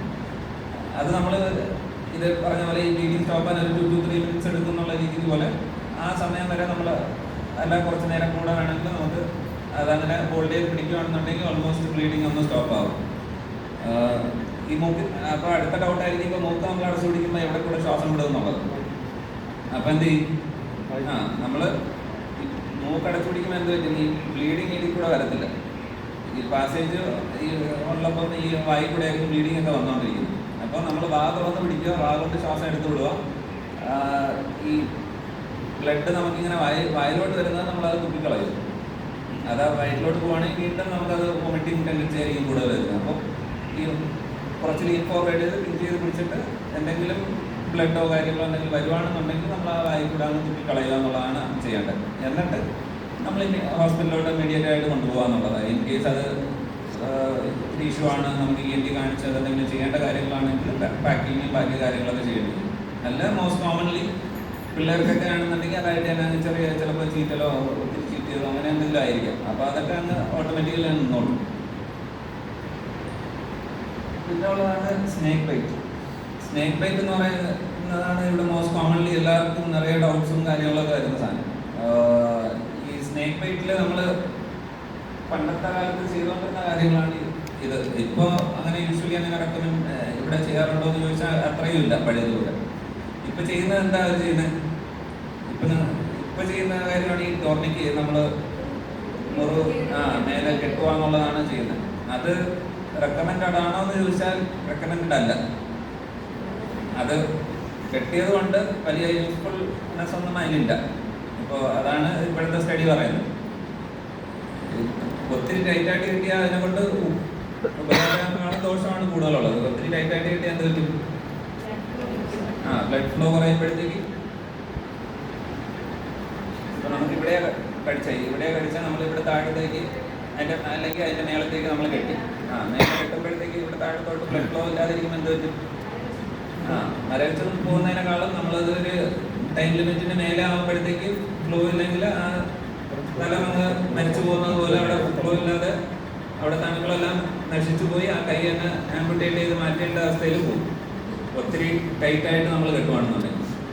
അപ്പോൾ അത് ചെയ്യാതിരിക്കുക. അല്ലാതെ ബാക്കി കാര്യങ്ങളൊന്നും ഇപ്പം ആരും ചെയ്യാറില്ല തോന്നുന്നു. ഈ ഇലക്ട്രിക് ഷോക്കും പണ്ടത്തെ ഇതിലാണ് നമ്മൾ ഷോക്കൊക്കെ ആ സ്ഥലത്ത് ഷോക്ക് വെച്ചാൽ അത് ഇതായി പോകും. അല്ല നമ്മൾ ആ കടിച്ച സ്ഥലത്ത് ഇത്തിരി കൂടെ ഒന്ന് മുറിവ് വലുതാക്കി വിടുവാണെന്നുണ്ടെങ്കിൽ അത് ആ നമുക്ക് സെക്ട് ചെയ്തെടുക്കുക, നമുക്ക് തിരിച്ച് പുറത്തോട്ട് പോകുന്നുള്ള ഇതൊക്കെ ഉണ്ടായിരുന്നു, പക്ഷെ അതൊക്കെ കുറഞ്ഞു. ഇപ്പൊ മോസ്റ്റ് കോമൺലി കാണുന്നത് ഈ ടോർണിക്ക് വലിച്ചു മുറുക്കി കെട്ടിക്കൊണ്ട് വരുന്നതാണ്. ദോ അങ്ങനെ കെട്ടാന്ന് അങ്ങനെ അത്ര ഇതുണ്ടെങ്കിൽ നമ്മൾ ഒരു ഫിംഗർ കടന്നു പോകാൻ പാകത്തിന് മാത്രമേ കെട്ടാവൂ. അത്രയും മുറുക്കത്തിലേ കെട്ടാൻ പാടുള്ളൂ. അല്ലാതെ ഒത്തിരി ടൈറ്റായിട്ട് നമ്മൾ ആ സർക്കുലേഷൻ ഫുള്ളായിട്ട് കട്ട് ഓഫ് ചെയ്യാൻ പാകത്തിന് കെട്ടരുത്. അത് മോർ ദാൻ ഹാമായിരിക്കും ഉണ്ടാകും. അപ്പൊ എന്തൊക്കെയാണ് ചെയ്യാൻ പറ്റുന്നത്? നമ്മളിപ്പോൾ ഒരു സ്നേക്ക് ബൈറ്റ് ഒരു കടി കൊണ്ട ആൾക്ക് നമ്മൾ എന്തൊക്കെയായിരിക്കും റെക്കമെൻഡ് ചെയ്യുന്നത്? നമ്മൾ എന്തായിരിക്കും ചെയ്യുന്നത്? നമ്മളെ കൊണ്ട് എന്തായിരിക്കും ചെയ്യാൻ പറ്റുന്നത്? ഒന്ന്, ആ സിറ്റുവേഷൻ തന്നെ ഇത്തിരി പാനിക്കി സിറ്റുവേഷൻ ആയിരിക്കും. പാമ്പ് കടിച്ചു, അത് വിഷമുള്ളതാണോ അതോ ഇല്ലാത്തതാണോ, അങ്ങനത്തെ കുറച്ച് ടോക്സ് കാണും. പിന്നെ ബാക്കി ആ സിറ്റുവേഷൻ മൊത്തം ഇത്തിരി കയോട്ടിക് ആയിരിക്കും. അപ്പോൾ ആ സമയത്ത് നമുക്ക് ചെയ്യാൻ പറ്റുന്നത് ഒന്ന് കാമായിട്ട് ഇരുത്തുക എന്നുള്ളതാണ്. ഇപ്പൊ നമ്മൾ കടിച്ച ആൾ നമ്മൾ പേടിപ്പിക്കുകയാണെന്നുണ്ടെങ്കിൽ എന്ത് പറ്റും? ഈ ബ്ലഡ് സർക്കുലേഷൻ, ഈ ഹാർട്ട് റേറ്റ് ഒക്കെ കൂടുമ്പോഴേക്ക് സർക്കുലേഷൻ കൂടുമ്പോഴത്തേക്ക് എന്ത് പറ്റും? പെട്ടെന്ന് ആ വനം സ്പ്രെഡ് ആവും ശരീരം മൊത്തം. അപ്പോൾ ഒന്ന് കാമായിട്ട് ഇരുത്തുക. പിന്നെ ഉള്ളത് ആ എവിടെയാ കടിച്ച് ഇപ്പൊ കാലിലാണെന്നുണ്ടെങ്കിൽ ആ കാലനക്കാതെ വെച്ചിരിക്കാൻ നോക്കുക. ഇപ്പൊ കാലനക്കാതെ വെച്ചിരിക്കാൻ നമുക്ക് സ്റ്റിൻഡോ എന്തെങ്കിലും ചെയ്യാം. അല്ലാന്നുണ്ടെങ്കിൽ ഹാർട്ട് ലെവലിൽ മേലെ കാലനക്കാതെ വെച്ചിരുന്നാൽ മതി, മേലെ കൊണ്ടുപോകാതെ. പിന്നെ എന്തോ സ്പ്ലിന്റ് എന്തെങ്കിലും ഇട്ട് ഇമ്മൊബിലൈസ് ചെയ്ത് വേണമെങ്കിൽ നമുക്ക് ചെയ്യാം. പിന്നെ എപ്പോഴും പെട്ടെന്ന് ഹോസ്പിറ്റലിലോട്ട് കൊണ്ടുപോവുക. ഹോസ്പിറ്റലിലോട്ട് കൊണ്ടുപോയി അവിടെ ഇൻ കേസ് വെനമസ് ആണെങ്കിൽ നമ്മൾ അവിടെ ആൻറ്റി വെനമും കാര്യങ്ങളൊക്കെ കൊടുക്കുന്നതായിരിക്കും അതിൻ്റെ ഇമ്മീഡിയറ്റ് ചെയ്യാൻ പറ്റുന്ന കാര്യം. അല്ലാതെ നമുക്ക് പ്രത്യേകിച്ച് സ്നേക്ക് ബൈറ്റിൽ നമുക്ക് വീട്ടിൽ വെച്ച് മാനേജ് ചെയ്യാൻ പറ്റുന്ന റോളൊന്നുമില്ല. ഈവൻ തോ നമുക്ക് അറിയത്തില്ല അത് നോൺ വെനമസ് ആണെങ്കിൽ പോലും നമ്മൾ ഹോസ്പിറ്റലിൽ എപ്പോഴും കൊണ്ടുപോയി അത് കൺഫേം ചെയ്യുന്നതായിരിക്കും സേഫ്. പിന്നെ ഉള്ളത് ആംഗിൾ സ്പ്രെയിനും ഫ്രാക്ചറും തമ്മിലുള്ള വ്യത്യാസം എന്തോ? ഫ്രാക്ചർ എന്താ ഉദ്ദേശിക്കുന്നത്? അതെല്ലാവർക്കും അറിയായിരിക്കും. എല്ല് ഒടിയുന്നത്. അപ്പോൾ സ്പ്രെയിൻ എന്തായിരിക്കും? എല്ല് ഒടിഞ്ഞിട്ടില്ല, പക്ഷെ അതിൻ്റെ ചുറ്റുമുള്ള ലിഗമെന്റ്സോ ടെൻഡണോ എന്തെങ്കിലും ഒന്ന് കാല് ട്വിസ്റ്റായി. അപ്പോൾ എല്ലൊടിഞ്ഞില്ല, അതിൻ്റെ ചുറ്റുമുള്ള ലിഗമെന്റ്സ് ഒക്കെ ഒന്ന് സ്ട്രെച്ച് ആയിട്ടുണ്ടെങ്കിൽ അതേപോലെ നീരും കാര്യങ്ങളും ഒക്കെ വരും. നമ്മൾ ഫ്രാക്ചർ വരുന്നത് രീതിക്ക് തന്നെ ചിലവർക്ക് പെയിൻ അത്രയും കാണും. അപ്പോൾ നമ്മൾ വിചാരിക്കും അത് ഒടിഞ്ഞതാണോ എന്താണെന്നുള്ളത്. അപ്പോൾ നമുക്ക് ഇമ്മീഡിയറ്റ് ആയിട്ട് ചെയ്യാൻ പറ്റുന്ന കാര്യം റൈസ് എന്നുള്ളൊരു ന്യൂമോണിക്കാണ് നമ്മൾ യൂസ് ചെയ്യുന്നത്. അപ്പോൾ റൈസ് ആരെന്താ ഉദ്ദേശിക്കുന്നത്? റെസ്റ്റ്. നമ്മൾ ഒത്തിരി ആൾറെഡി ഒരു ഇഞ്ചുറി കിട്ടിയ സ്ഥലത്ത് വീണ്ടും നമ്മൾ അവിടെ പ്രഷർ കൊടുക്കുക കാര്യങ്ങളോ ചെയ്യുകയാണെന്നുണ്ടെങ്കിൽ ഈ വേദന കൂടത്തേ ഉള്ളൂ. അപ്പോൾ വേദനയും നീരും കാര്യങ്ങളും എല്ലാം കൂടും. അപ്പോൾ നമ്മൾ റെസ്റ്റ് കൊടുക്കും. പിന്നെ ഉള്ളത് ഐസ് പാക്സ് വെച്ച് ഇപ്പോൾ ഒന്ന് റെസ്റ്റ് ചെയ്തിട്ട് നമ്മളൊരിടത്ത് ഇരുന്നിട്ട് ഐസ് പാക്ക് കൊടുക്കും. പിന്നെ ഉള്ളത് കംപ്രഷൻ എന്ന് ഉദ്ദേശിക്കുന്നത് നമ്മൾ ഈ ബാൻഡേജും ക്രീം ബാൻഡേജ് കാര്യങ്ങളൊക്കെ കാണും. അതിന് നമ്മളൊരു കംപ്രഷൻ ബാൻഡേജ് പോലെ ഒത്തിരി നീര് സ്വെല്ലിങ് ആവാതെ ഒത്തിരി ടൈറ്റും അല്ലാത്ത രീതിയിൽ ഒന്ന് എപ്പോഴും നമ്മൾ എന്തെങ്കിലും ബാൻഡേജ് കിട്ടുമ്പോൾ ഒരു 1 ഫിംഗർ കയറി പോകുന്ന രീതിക്ക് വേണം കെട്ടാൻ, അല്ലാതെ നമ്മൾ ഒത്തിരി മുറുക്കി കെട്ടൽ. പിന്നെ ഉള്ളത് എലിവേറ്റ് ചെയ്ത് വെക്കുക എന്നുള്ളത്. ഇതെല്ലാം ഈ നീരും പെയിനും കുറയ്ക്കും. പിന്നെ ഇത്രയും ചെയ്തതിന് ശേഷം നമ്മൾ ഹോസ്പിറ്റലിലോട്ട് കൊണ്ടുപോയി ഇൻ കേസ് എക്സ്റേ എന്തെങ്കിലും വേണമെന്നുണ്ടെങ്കിൽ എടുത്ത് നോക്കി അതിൻ്റെ ഫർദർ ഫ്രാക്ചർ ഉണ്ടെങ്കിൽ സ്ലാബോ എന്തെങ്കിലും ഇടണമെങ്കിൽ അത് ഇടുക. പിന്നെ ഉള്ളതാണ് ഫ്രാക്ചറിന് നമുക്ക് ഇപ്പോൾ സ്ട്രെയിനും ഫ്രാക്ചറുമായിട്ട് എങ്ങനെയാണ് ഡിഫറൻഷ്യേറ്റ് ചെയ്യാൻ പറ്റുന്നത്? ഒരു ഈസി വഴി എങ്ങനെയാണ്? രണ്ടിലും നീരും കാണും, രണ്ടിലും എല്ലാ വേദനയും കാണും, എല്ലാം കാണും. പക്ഷേ ഫ്രാക്ചർ നമുക്ക് എങ്ങനെ ഡിഫറൻഷ്യേറ്റ് ചെയ്ത് പറയാൻ പറ്റും? അത് നമുക്ക് ഈ സ്പ്രെയിനിലും നീര് കാണും, പെയിനും സ്പ്രെയിനിലും കാണും. നമുക്ക് ഒബ്വിയസ് ആയിട്ട് പറയാൻ പറ്റുന്നത് ആ ഒരു ഡീഫോമിറ്റി കാണും. ഫ്രാക്ചർ ആകുമ്പോഴത്തേക്ക് കൈ ഇതേപോലെ നേരെ ഇരിക്കുന്നില്ല. ഇപ്പോൾ രണ്ടെല്ലാം ഒടിഞ്ഞിരിക്കുന്ന കൈയാണെന്നുണ്ടെങ്കിൽ എന്ത് പറ്റും? ആ ഒരു ഡിഫറൻഷ്യേറ്റ് നമുക്ക് അറിയാൻ പറ്റും. നമുക്ക് കാണുമ്പോൾ തന്നെ അറിയാം. ഇപ്പോൾ ഒരു നേരെ ഇരിക്കുന്ന കൈയല്ല എന്ന് പറയുമ്പോൾ നമുക്ക് തന്നെ ഒരു തോന്നൽ കാണും അത് ഫ്രാക്ചറാണ്, അത് ഒടിഞ്ഞിട്ടുണ്ട്. അപ്പോൾ എന്ത് മാക്സിമം അതിനെ ഒത്തിരി മൊബിലൈസ് ചെയ്യുകയോ ഒന്നും ചെയ്യാതെ അതൊന്ന് സ്പ്ലിറ്റ് ഇട്ട് നേരെയാക്കി വെക്കുമായിരിക്കും ഫസ്റ്റ് ചെയ്യേണ്ട കാര്യം. നമ്മൾ ഒത്തിരി മൊബിലൈസ് ചെയ്യുകയോ ചെറിയ രീതിക്ക് കൈയൊന്നോ പിടിച്ചിടാനോ അങ്ങനെ എന്തും നോക്കാതെ എങ്ങനെയായിരിക്കുന്ന ആ രീതിക്ക് തന്നെ ഒരു ഹാർഡായിട്ടുള്ള ഓബ്ജക്റ്റോ എന്തെങ്കിലും വെച്ചിട്ട് ഒരു സ്പ്ലിൻറ്റ് പോലെ കൈ വെച്ച് ഒന്ന് ഇപ്പോൾ കട്ടിക്കുള്ള ബൈൻഡോ എന്തെങ്കിലും വെച്ചിട്ട് ഒന്ന് സ്പ്ലിറ്റ് ചെയ്തിട്ട് ആ ഭാഗം അനക്കാത്ത രീതിയിലാക്കിയിട്ട് പിന്നെ ബാക്കിയെല്ലാം നമുക്ക് ചെയ്യാം. ഈ സ്ട്രെയിനിന് നമ്മൾ ചെയ്തതുപോലെ റെസ്റ്റ് കൊടുത്ത് ഐസ് വെക്കാം, എലിവേറ്റ് ചെയ്ത് വെക്കാം. ഇതെല്ലാം ആ പെയിൻറ്റിൽ ഇതെല്ലാം സബ്സൈഡ് ചെയ്യും. പക്ഷേ എത്രയും പെട്ടെന്ന് അറ്റ് ചെയ്യാൻ ഇതിൽ ഫ്രാക്ചർ ചെയ്യാൻ പറ്റുന്ന ഒരു സ്പ്ലിൻറ്റ് കൂടെ ഇട്ടൊന്ന് ഇമ്മൊബിലൈസ് ചെയ്ത് വെക്കുക എന്നുള്ളതാണ്. മറ്റത് നമുക്ക് കൈ ആ സ്റ്റെബിലിറ്റി കാണുന്നില്ല. പിന്നുള്ളതാണ് ബേൺസ് 3 രീതിയിലുണ്ട്. First degree, second degree, third degree എന്നൊക്കെ പറഞ്ഞു. ഈ ഫസ്റ്റ് ഡിഗ്രി ഒക്കെ നമുക്ക് ഇപ്പോൾ ചൂടുവെള്ളം വീഴുന്നതോ അങ്ങനെയൊക്കെ ആയിരിക്കും. ഈ ഫസ്റ്റ് ഡിഗ്രി ബേൺസും സെക്കൻഡ് ഡിഗ്രി ബേൺസിലും വന്നിട്ട് നല്ലവണ്ണം പെയിന് കാണും, നല്ല വേദന കാണും, നല്ല നീറ്റൽ കാണും. ഈ സെക്കൻഡ് ഡിഗ്രി നമുക്ക് എങ്ങനെ ഫസ്റ്റ് ഡിഗ്രിയും സെക്കൻഡ് ഡിഗ്രിയും അങ്ങനെ ഡിഫറൻഷ്യേറ്റ് ചെയ്യാൻ പറ്റുന്നതെന്ന് പറഞ്ഞാൽ ഈ സെക്കൻഡ് ഡിഗ്രിയിൽ കുറച്ച് ബ്ലിസ്റ്റേഴ്സ് ഇങ്ങനെ പൊന്തിയൊക്കെ വരും. ഈ നീര് പൊന്തി വരുന്നത് പോലെ കുളമായിട്ടൊക്കെ ആ ബേൺസിന് ചുറ്റും വരാം. അപ്പോൾ അങ്ങനെ എന്തെങ്കിലും ഉണ്ടെങ്കിൽ ഈ സെക്കൻഡ് ഡിഗ്രി അത് ഇൻഫെക്റ്റ് ആവേണ്ട ചാൻസും കാര്യങ്ങളൊക്കെ കൂടുതലാണ്. അങ്ങനെയാണെങ്കിൽ ഇമീഡിയറ്റ് ആയിട്ട് നമ്മൾ ഹോസ്പിറ്റലിലോട്ട് കൊണ്ടുപോയി അതിന് ആൻറ്റിബയോട്ടിക്കോ അങ്ങനെ എന്തെങ്കിലും ആവശ്യമുണ്ടെങ്കിൽ ഒരു സർജനെ കാണിച്ചിട്ട് അത് സ്റ്റാർട്ട് ചെയ്യേണ്ട ആവശ്യമുണ്ടെങ്കിൽ സ്റ്റാർട്ട് ചെയ്യണം. പിന്നെ നമ്മൾ മോസ്റ്റ്ലി ചെയ്യുന്ന കാര്യമാണ് ഈ ബേൺസ് വരുമ്പോഴത്തേക്ക് പേസ്റ്റ് അതിൻ്റെ മേലിൽ പുരട്ടുക, ഐസ് വെക്കുക, അങ്ങനെ ഒന്നും ചെയ്യേണ്ട ആവശ്യമില്ല. ഏതാ ദോഷമാവും അത് പുതിയ അറിയാം. പേസ്റ്റ് ഇതെല്ലാം വെക്കാറുണ്ട്. അതൊക്കെ ചാൻസ് ഓഫ് ഇൻഫെക്ഷൻ ആണ് കൂട്ടുന്നത്. ഇപ്പോൾ ഈ ദോഷമാവ് വെച്ചാലും അതൊക്കെ ഇൻഫെക്ഷനാണ് കൂട്ടുന്നത്. ഇപ്പോൾ ഇതെല്ലാം ഒന്നിനും അങ്ങനെ റെക്കമെൻഡഡ് അല്ല. നമ്മൾ എന്ത് വെച്ചാലും ഇപ്പോൾ പേസ്റ്റ് ആയാലും ഐസ് ആയാലും ഒന്നും റെക്കമെൻഡഡ് അല്ല. അതാ ഹോം റെമഡി. അതായത് ഈ അൺലാണെന്ന് പറഞ്ഞത് കുറച്ച് കാര്യങ്ങൾ നമ്മൾ ചെയ്യാൻ പാടില്ല. അപ്പോൾ ചെയ്യാൻ പാടില്ലാത്ത കാര്യം നമ്മളെ എക്സ്പെരിമെന്റ് വെച്ചിട്ട് ചെയ്യാതിരിക്കുന്നതായിരിക്കും നല്ലത്. അപ്പോൾ നമ്മൾ ബേൺസിനെ എന്ത് പഠിച്ചു? ദോഷമാവ് വെക്കരുതെന്ന് പഠിച്ചു അല്ലേ? നമ്മളിപ്പോ റണ്ണിങ് വാട്ടറിൽ നമുക്ക് ആ ബേൺസിനെ ഇത് ചെയ്യാം. അല്ലാതെ ഐസ് വെക്കണമെന്നൊന്നും റെക്കമെൻഡ് ചെയ്യുന്നില്ല.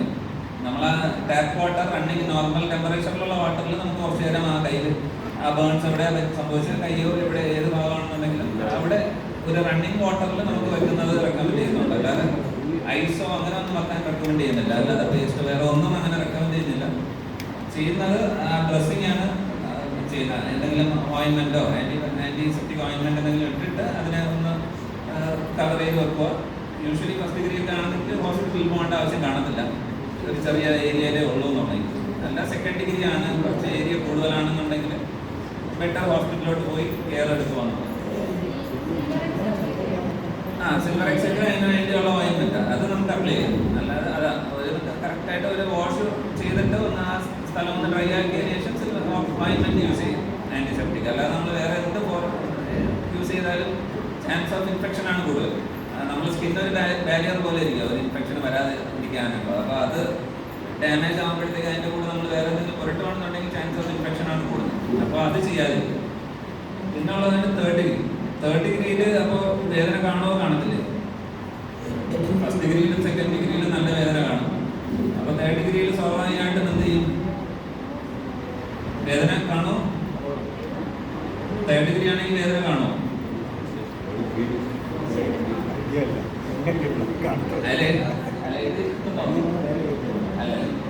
വേദന യൂഷ്വലി കാണത്തില്ല 3rd ഡിഗ്രി എന്ന് പറയുമ്പോൾ. അത് അതിന് കാരണം എന്തായിരിക്കും? എന്തോ നമ്മള് 3rd ഡിഗ്രി എന്ന് പറയുമ്പോൾ ഒത്തിരി കരിഞ്ഞ് നല്ല രീതിയിൽ ബേൺസ് ഉണ്ടായത് മറ്റേതാണെങ്കിൽ ജസ്റ്റ് ഒരു വെള്ളമോ അങ്ങനെ ഇതൊക്കെ കാണത്തുള്ളൂ. ചിലപ്പോൾ അറിയാതെ തീയിലും എന്തെങ്കിലും കൊണ്ടു നല്ലവണ്ണം കരിഞ്ഞു പോയ ഭാഗമാണെന്നുണ്ടെങ്കിൽ അതിന് ചുറ്റുമുള്ള ബ്ലഡ് സർക്കുലേഷനും ഈ നെർവ്സും എല്ലാം ഡാമേജ് ആകും. ഈ നെർവ്സ് ഡാമേജ് ആകുമ്പോൾ നമുക്ക് അവിടെ വേദന അറിയത്തില്ല. അപ്പോൾ അങ്ങനത്തെ സിറ്റുവേഷനിൽ നമുക്കൊന്നും ചെയ്യാനില്ല. നമ്മൾ ഇമ്മീഡിയറ്റ് ആയിട്ട് ഹോസ്പിറ്റലിലോട്ട് കൊണ്ടുപോയി അവിടെ എന്താ ചെയ്യേണ്ട ഇമ്മീഡിയറ്റ് കെയർ കൊടുത്ത് അത്രയും ക്ലോസ് ആയിട്ട് ഒബ്സർവ് ചെയ്യുക എന്നുള്ളതാണ് ചെയ്യാൻ പറ്റുന്ന കാര്യം. പിന്നുള്ളതാണ് ഇലക്ട്രിക്യൂഷൻ. എന്താ ചെയ്യേണ്ടത്? പെട്ടെന്നൊരു ഇലക്ട്രിക് ഷോക്ക് അടിക്കുകയാണ്. അപ്പോൾ നമ്മൾ എന്ത് ചെയ്യും? ഫസ്റ്റ് ചെയ്യുന്നത് എന്താ? നമ്മൾ ചെരുപ്പിട്ടുകൊണ്ട് തട്ടി മാറ്റാൻ നോക്കും. അപ്പോൾ അത് ഒരു തടി കഷ്ണമൊന്നുമില്ല. നമ്മളിപ്പോൾ മെറ്റൽ അല്ലാത്ത എന്ത് ഒബ്ജക്റ്റ് ആയാലും നമുക്കത് വെച്ച് തട്ടി മാറ്റാം. അല്ലാതെ നമ്മൾ തടി കഷ്ണത്തിന് വേണ്ടി നോക്കിക്കൊണ്ട് സമയം വേസ്റ്റ് ആക്കണ്ട. നമുക്ക് എന്താ ഉള്ളത് അവിടെ, ഒരു മെറ്റൽ അല്ലാത്ത ഒരു ഉപകരണം എന്താ ഉള്ളത് അത് വെച്ച് നമുക്ക് തട്ടി മാറ്റാന്നുള്ളത്. പിന്നെ ഉള്ളത് നമുക്ക് യൂഷ്വലി ചെയ്യുന്ന കാര്യമാണ് ഈ ഷോക്ക് അടിച്ച് പെട്ടെന്നൊരു ഷോക്ക് അടിച്ച് നമ്മൾ തട്ടി മാറ്റി നമ്മൾ പിന്നെ കൊണ്ട വിക്ടിം ഒരു പ്രശ്നം കാണത്തില്ല എന്ന് പറയും. അപ്പം നമ്മൾ സ്വാഭാവികമായിട്ട് ചെയ്യുന്ന കാര്യം കുഴപ്പം കാണത്തില്ല എന്ന് പറഞ്ഞിട്ട് നമ്മൾ വീട്ടിൽ വെച്ചിരിക്കുന്നത് നമുക്ക് കുഴപ്പം കാണത്തില്ല എന്നുള്ളൊരു ഇതിലായിരിക്കും നമ്മൾ എടുക്കുന്നത്. ഇലക്ട്രിക്യൂഷൻ ഒരു ഇലക്ട്രിക് ഷോക്ക് സംഭവിച്ച ആളിനെ എപ്പോഴും ഹോസ്പിറ്റലിൽ ഒന്ന് കാണിച്ച് ഒരു ഡോക്ടറിൻ്റെ കൺസൾട്ടേഷൻ എടുക്കുന്നതായിരിക്കും എപ്പോഴും സേഫ്. ഒരു എമർജൻസിയിൽ കൊണ്ടുപോയിട്ട് ഇങ്ങനെ ഒരു സംഭവം നടന്നിട്ടുണ്ട്, അപ്പോൾ അതെന്തെങ്കിലും ചെയ്യണോ വേണ്ടി എന്നുള്ളത് ഹോസ്പിറ്റലിൽ എന്തായാലും കൊണ്ടുപോയി കാണിക്കണം. യൂഷ്വലി ഇലക്ട്രിക് ഷോക്ക് സംഭവിക്കുമ്പോൾ എല്ലാ ഭാഗവും അഫക്റ്റ് ആവും. ഒരു ഷോക്ക് കടന്നു പോകുമ്പോഴത്തേക്ക് അത് ഏത് വഴി കൂടെ പോകുന്നതെന്ന് നമുക്കറിയത്തില്ല. അപ്പോൾ അത് ഹാർട്ടിൻ്റെ ആ സ്ഥലത്ത് കൂടെ ഒക്കെ പോകുന്നുണ്ടെങ്കിൽ എന്ത് പറ്റും? കാർഡിയാക് അരിത്തീമിയ പോലത്തെ കറക്റ്റ് ഹാർട്ടിനൊരു കറണ്ട് ഉണ്ട്, ഇലക്ട്രിക്കൽ ആക്ടിവിറ്റി ഉണ്ട്, അതുകൊണ്ട് അത് കറക്റ്റായിട്ട് പമ്പ് ചെയ്തുകൊണ്ടിരിക്കുന്നു. അപ്പോൾ അതിൻ്റെ കൂടെ ഒരു ഇലക്ട്രിക് ഷോക്ക് വരുമ്പോൾ ഹാർട്ടിൻ്റെ പമ്പിങ് ആ കറക്റ്റ് ഇതല്ലാതെ മാറാം. ചിലവർക്ക് കാർഡിയാക് അറസ്റ്റിലോട്ട് വേണമെങ്കിലും പോകാം, ഹാർട്ട് സ്റ്റോപ്പായി പോവാം. ചിലപ്പോൾ അത് അബ്നോർമലായിട്ട് ഹാർട്ട് ബീറ്റ് ചെയ്യാൻ തുടങ്ങാം. അതുകൊണ്ട് എപ്പോഴും ഹോസ്പിറ്റലിൽ കൊണ്ടുപോയിട്ട് നമുക്ക് പക്ഷേ ആ വിക്ടിം ഒരു കംപ്ലൈൻറ്റ് പറയത്തില്ലായിരിക്കും, എനിക്ക് കുഴപ്പമില്ല എന്നുള്ള രീതിക്കായിരിക്കും ഇരിക്കുന്നത്. പക്ഷേ സ്റ്റിൽ ഹോസ്പിറ്റലിൽ കൊണ്ടുപോയി ഒന്ന് എവാലുവേറ്റ് ചെയ്ത് നോക്കുന്നതായിരിക്കും എപ്പോഴും സേഫ്. പിന്നെ ഉള്ളത് എന്താ, ഈ ഷോക്ക് സംഭവിക്കുമ്പോൾ പറ്റുന്നതാണ് മസിൽ ഇഞ്ചറി എന്ന് പറഞ്ഞത്. ഈ കടന്നു പോകുന്ന ഭാഗത്തോട്ട് മസിൽ ഇഞ്ചറി ആയി അതും ബേൺസ് പോലത്തെ ഒരു ഇതാണ്. ആ ഇലക്ട്രിക് കറണ്ട് പോകുമ്പം അതും കരിഞ്ഞു പോകുന്ന ഭാഗം ചിലപ്പോൾ ഒത്തിരി ഷോക്ക് കൂടിയെടുത്താണെന്നുണ്ടെങ്കിൽ കരിഞ്ഞു പോകുന്ന ഭാഗത്തിനാവും. അപ്പോൾ മസിൽ ഇഞ്ചറി വന്ന് അത് നമ്മൾ അഡ്രസ്സ് ചെയ്യാതെ പോകുകയാണെന്നുണ്ടെങ്കിൽ കിഡ്നി ഇഞ്ചറിയും ബാക്കി കിഡ്നി ഫെയിലിയറും അങ്ങനെയൊക്കെ പോവാം. അപ്പോൾ അതെപ്പോഴും വിക്ടിമിന് കംപ്ലയിൻസ് ഒന്നും ഇല്ല എന്ന് പറഞ്ഞിട്ട് നമ്മൾ വീട്ടിൽ വെച്ചിരിക്കുന്നതിനേക്കാളും സേഫർ ഹോസ്പിറ്റലിൽ ഒന്ന് കൊണ്ടുപോകും. പിന്നെ ഉള്ളതാണ് ഡോഗ് ബൈറ്റ്. ഡോഗ് ബൈറ്റ് എന്താ, അതിൻ്റെ ട്രീറ്റ്മെൻറ്റ് എന്താ? അതിൻ്റെ ഒരു ട്രീറ്റ്മെൻറ്റേ ഉള്ളൂ, ഒന്ന് വാക്സിനേഷനാണ് അതിൻ്റെ. അതിപ്പോൾ വീട്ടിലുള്ള പെറ്റായാലും ശരി, ഒരു സ്പ്രേ ഡോഗ് ആയാലും ശരി, ഏതായാലും നമ്മളെ വീട്ടിലുള്ള പെറ്റായാലും അത് കംപ്ലീറ്റ്ലി വാക്സിനേറ്റഡ് ആണെങ്കിൽ വാക്സിനേഷൻ എന്തായാലും ഇമ്പോർട്ടൻ്റ് ആണ്. പ്രയോറിറ്റൈസ് ചെയ്ത് തന്നെ അത് അല്ല നമ്മുടെ വീട്ടിലുള്ള ഡോഗാണെന്നുള്ള രീതിക്ക് നമ്മൾ വീട്ടിൽ വെച്ചുകൊണ്ടിരിക്കല്ലോ, ഒരു ഇതേ ഉള്ളൂ. കടിച്ചിട്ടുണ്ടെങ്കിൽ എപ്പോഴും വാക്സിനേഷനാണ് അഡ്വൈസ് ചെയ്യുന്നത്. 100% വാക്സിനേഷൻ തന്നെ വേണമെന്ന് പറയാൻ കാരണം എന്താ? എന്തോ റാബീസ് വരാതിരിക്കാൻ. ഇൻ കേസ് വന്നാൽ അതിന് ട്രീറ്റ്മെന്റ് ഇല്ല. ഇൻ കേസ് റാബീസ് വന്നു കഴിഞ്ഞാൽ അതിന് ട്രീറ്റ്മെന്റ് ഇല്ല. അതിന് ഇപ്പോൾ ഒരു റാബീസ് വന്ന ആളാണെന്നുണ്ടെങ്കിൽ 100% ഡെത്തായിരിക്കും അതിൻ്റെ അൾട്ടിമേറ്റ് ഇത്. അതല്ലാതെ നമുക്കിപ്പോൾ മരുന്ന് കൊടുത്ത് ശരിയാക്കാൻ പറ്റുന്ന രോഗമല്ല റാബീസ് എന്ന് പറയുന്നത്. അതുകൊണ്ടാണ് ഈവൻ ദോ അത് വീട്ടിലുള്ള പെറ്റാണെങ്കിൽ പോലും കംപ്ലീറ്റ്ലി വാക്സിനേറ്റഡ് ആണെങ്കിൽ പോലും നമ്മൾ വാക്സിനേഷൻ അഡ്വൈസ് ചെയ്യുന്നത്. ഇമ്മീഡിയറ്റ്ലി ആണ് പറയുന്നത്, അല്ല നമുക്ക് മാക്സിമം ഇപ്പോൾ 1 വീക്ക് വരെ നമുക്ക് പോവാം. പക്ഷേ നമ്മൾ എത്ര ഡിലേ ആകുന്നോ അത്രയ്ക്കും ആ എഫിഷ്യൻസി കുറഞ്ഞുകൊണ്ടിരിക്കും.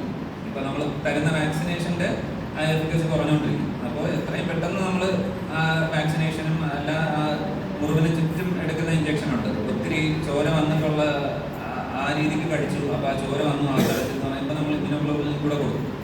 അപ്പോൾ അതെല്ലാം നമ്മൾ ഡിലേ ആകുന്നത് എപ്പോഴെങ്കിലും നമുക്ക് എടുക്കണ്ട എന്നല്ല, പക്ഷേ ഡിലേ ആകുന്നവരും ആ എഫിക്കസി കുറഞ്ഞുകൊണ്ടിരിക്കുക. അത് എത്രയും പെട്ടെന്ന് ഇമ്മീഡിയറ്റ്ലി നമുക്ക് ചെയ്യാൻ പറ്റുന്നു, ആ ഹോസ്പിറ്റലിൽ പോയി വാക്സിനേഷൻ എടുത്ത് അതിൻ്റെ ഒരു ടോട്ടൽ 5 ഡോസസ് വേണം. ആ കറക്റ്റ് ഡേയ്സിൽ പോയിട്ട് ആ ഡോസ് കംപ്ലീറ്റ് ചെയ്യും.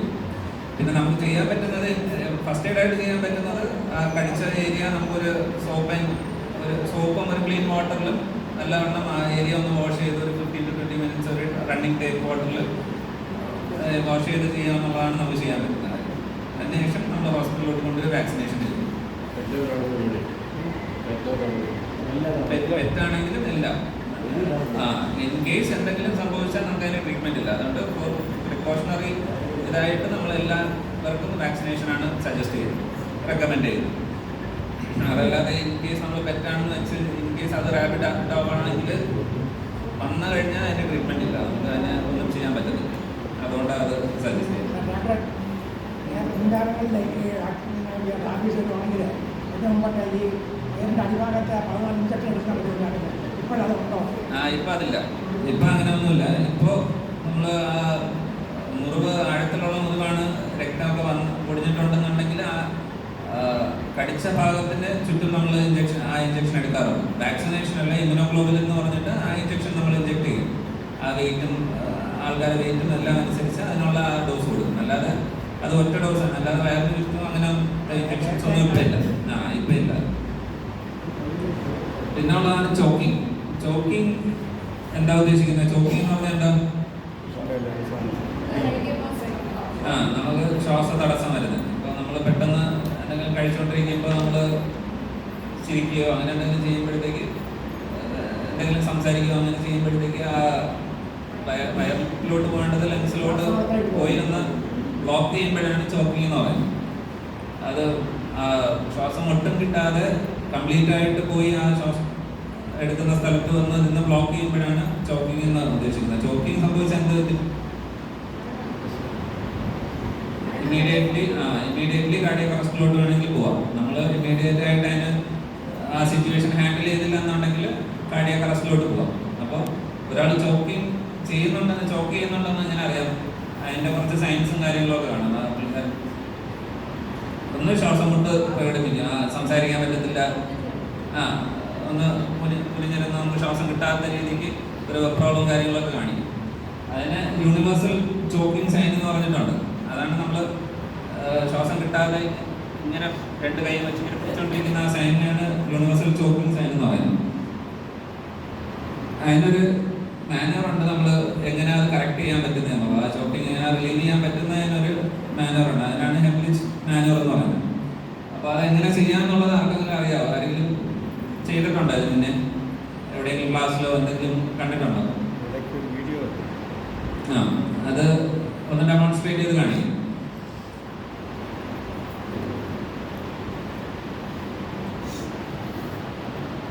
ഒരു ചോക്കിംഗ് സംഭവിക്കുന്ന ആളാണെങ്കിൽ നമ്മളിങ്ങനെ ആ യൂണിവേഴ്സൽ ചോക്കിംഗ് സൈനിൽ ഇങ്ങനെ ആയിരിക്കും പ്രസന്റ് ചെയ്യുന്നത്. അപ്പോൾ റെസ്ക്യൂർ ആണെങ്കിൽ എന്ത് ചെയ്യും? ഇപ്പോൾ പിറകിൽ നിന്ന് നമ്മൾ ഈ ചെസ്റ്റ് ബോണിൻ്റെ താഴെ, ഈ വയറിലല്ല, ഈ ചെസ്റ്റ് നമ്മൾ ആ എല്ലുണ്ടല്ലോ, ഈ സ്റ്റെർണത്തിൻ്റെ തൊട്ട് താഴെയായിട്ട് ഒരു ഫിസ്റ്റ് ഉണ്ട്. ഇങ്ങനെ ഒരു ഫിസ്റ്റ് വെച്ച് ഇങ്ങനെ ആദ്യം പിടിക്കും. എന്നിട്ട് മറ്റേ കൈ വെച്ച് നമ്മൾ ഇതിനെ ലോക്ക് ചെയ്യും. എന്നിട്ട് നമ്മൾ ബാക്ക് വേർഡ് ആൻഡ് അപ്വേർഡാണ് പറയുന്നത്. പിറകോട്ടും ഇങ്ങനെ നമ്മളിങ്ങനെ ജസ്റ്റ് ഇങ്ങനെ പ്രസ് ചെയ്തല്ല, പിറകോട്ടും മോറിലോട്ടായിട്ടാണ് പറയുന്നത്. അങ്ങനെ അത് അത്യാവശ്യം കോസ്റ്റ്ലിയാണ്. നമുക്കങ്ങനെ ഒരു നോർമൽ ആൾക്കാർക്ക് അത് ഭയങ്കര പെയിൻഫുള്ളും ഒരു അൺകംഫർട്ടബിൾ ആയിരിക്കും. പക്ഷേ ഒരു കൊളാപ്സ് ആകുന്ന ആൾക്കാർക്ക് നമ്മൾ നല്ല ഫോഴ്സിൽ ഇങ്ങനത്തെ രീതിയിലാണ് ചെയ്യാൻ. Upward, back word and upward എന്നുള്ള ഇതിലാണ് നമ്മൾ ആ ഫോഴ്സ് കൊടുത്ത് ചെയ്യാൻ. നമ്മളത് എത്ര സമയം ചെയ്യുമായിരിക്കും? എത്ര സമയം ചെയ്യണം? അത് ഈ മാനുവൽ നമ്മൾ എത്ര സമയം ചെയ്യണമായിരിക്കും? ആ ഫോറിൻ ബോഡി, ആ കണ്ടന്റ് എന്താ ഉള്ളത് അത് പുറത്തോട്ട് വരുന്നവരെ നമ്മളത് ചെയ്യണം. അല്ലാന്നുണ്ടെങ്കിൽ എന്ത് സംഭവിക്കും? ഒന്ന് ആ ഫോറിൻ ബോഡി വെളിയിൽ കയറും. അല്ല സ്റ്റിൽ ബ്ലോക്ക് ആണെന്നെങ്കിൽ എന്ത് ചെയ്യും? ആ പേഷ്യൻ്റ് വന്ന് കൊളാപ്സ് ആവും. ആ ശ്വാസം കിട്ടാതെ ഒരു ടൈം ലിമിറ്റ് കഴിയുമ്പോൾ ഒരു ഫ്യൂ മിനിറ്റ്സ്, ഒരു 2-3 മിനിറ്റ് കഴിയുമ്പോൾ ചിലപ്പോൾ കാർഡിയക് അറസ്റ്റിലോട്ട് പോകും. അപ്പോൾ അത്രയും സീരിയസ് ആയിട്ടുള്ള ഇഷ്യൂ ആണ് ഈ ചോക്കിംഗ് എന്ന് പറയുന്നത്. അപ്പോൾ ഇൻ കേസ് ഒരു ചോക്കിംഗ് നല്ലവണ്ണം കഴിച്ചുകൊണ്ടിരിക്കുന്ന ആൾ പെട്ടെന്നൊരു ശ്വാസം വിട്ട് പറയുകയാണെന്നുണ്ടെങ്കിൽ മോസ്റ്റ് കോമൺ റീസൺ അതായിരിക്കും. അപ്പോൾ ആ സമയത്ത് നമ്മൾ ഡിലേ ചെയ്യാതെ നമുക്ക് ഈ മാനുവർ, ഈ ടെക്നിക്ക് അറിയാമെന്നുണ്ടെങ്കിൽ അത് ഉടനെ തന്നെ അത് ട്രൈ ചെയ്ത് അത് റിലീവ് ചെയ്യാൻ നോക്കുക എന്നുള്ളതാണ് ഇമ്മീഡിയറ്റ് ആയിട്ട് ചെയ്യേണ്ടത്. ഇൻ കേസ് നമുക്ക് അത് അറിയാമെന്നുണ്ടെങ്കിൽ അതിനെ ഡിലേ ചെയ്ത് നമ്മൾ ഡിലേ ചെയ്താൽ ശ്വാസം കിട്ടാതെ കാർഡിയക് അറസ്റ്റിലോട്ട് പോകും. അപ്പോൾ അത് എത്രയും പെട്ടെന്ന് നമ്മൾ ഹാൻഡിൽ ചെയ്യും.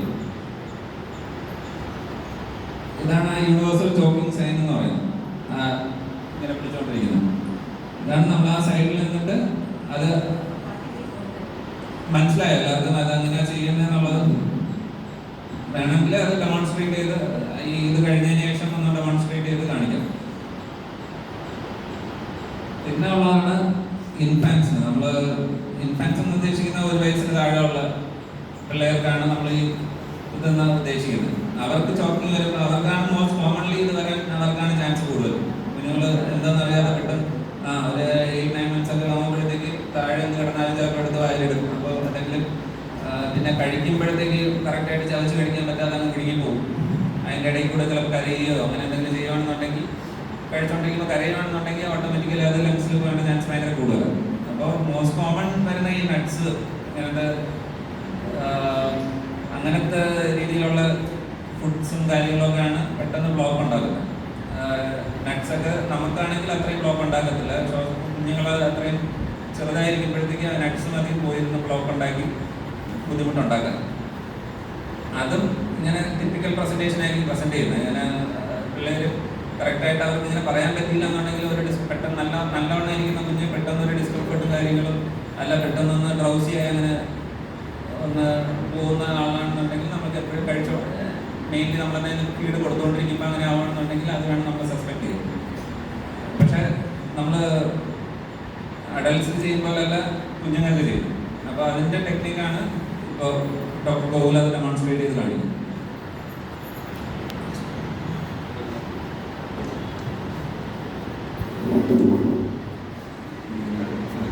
കാണാമല്ലോ അത്, അതൊന്ന് അടുക്കത്തിരിക്കണം.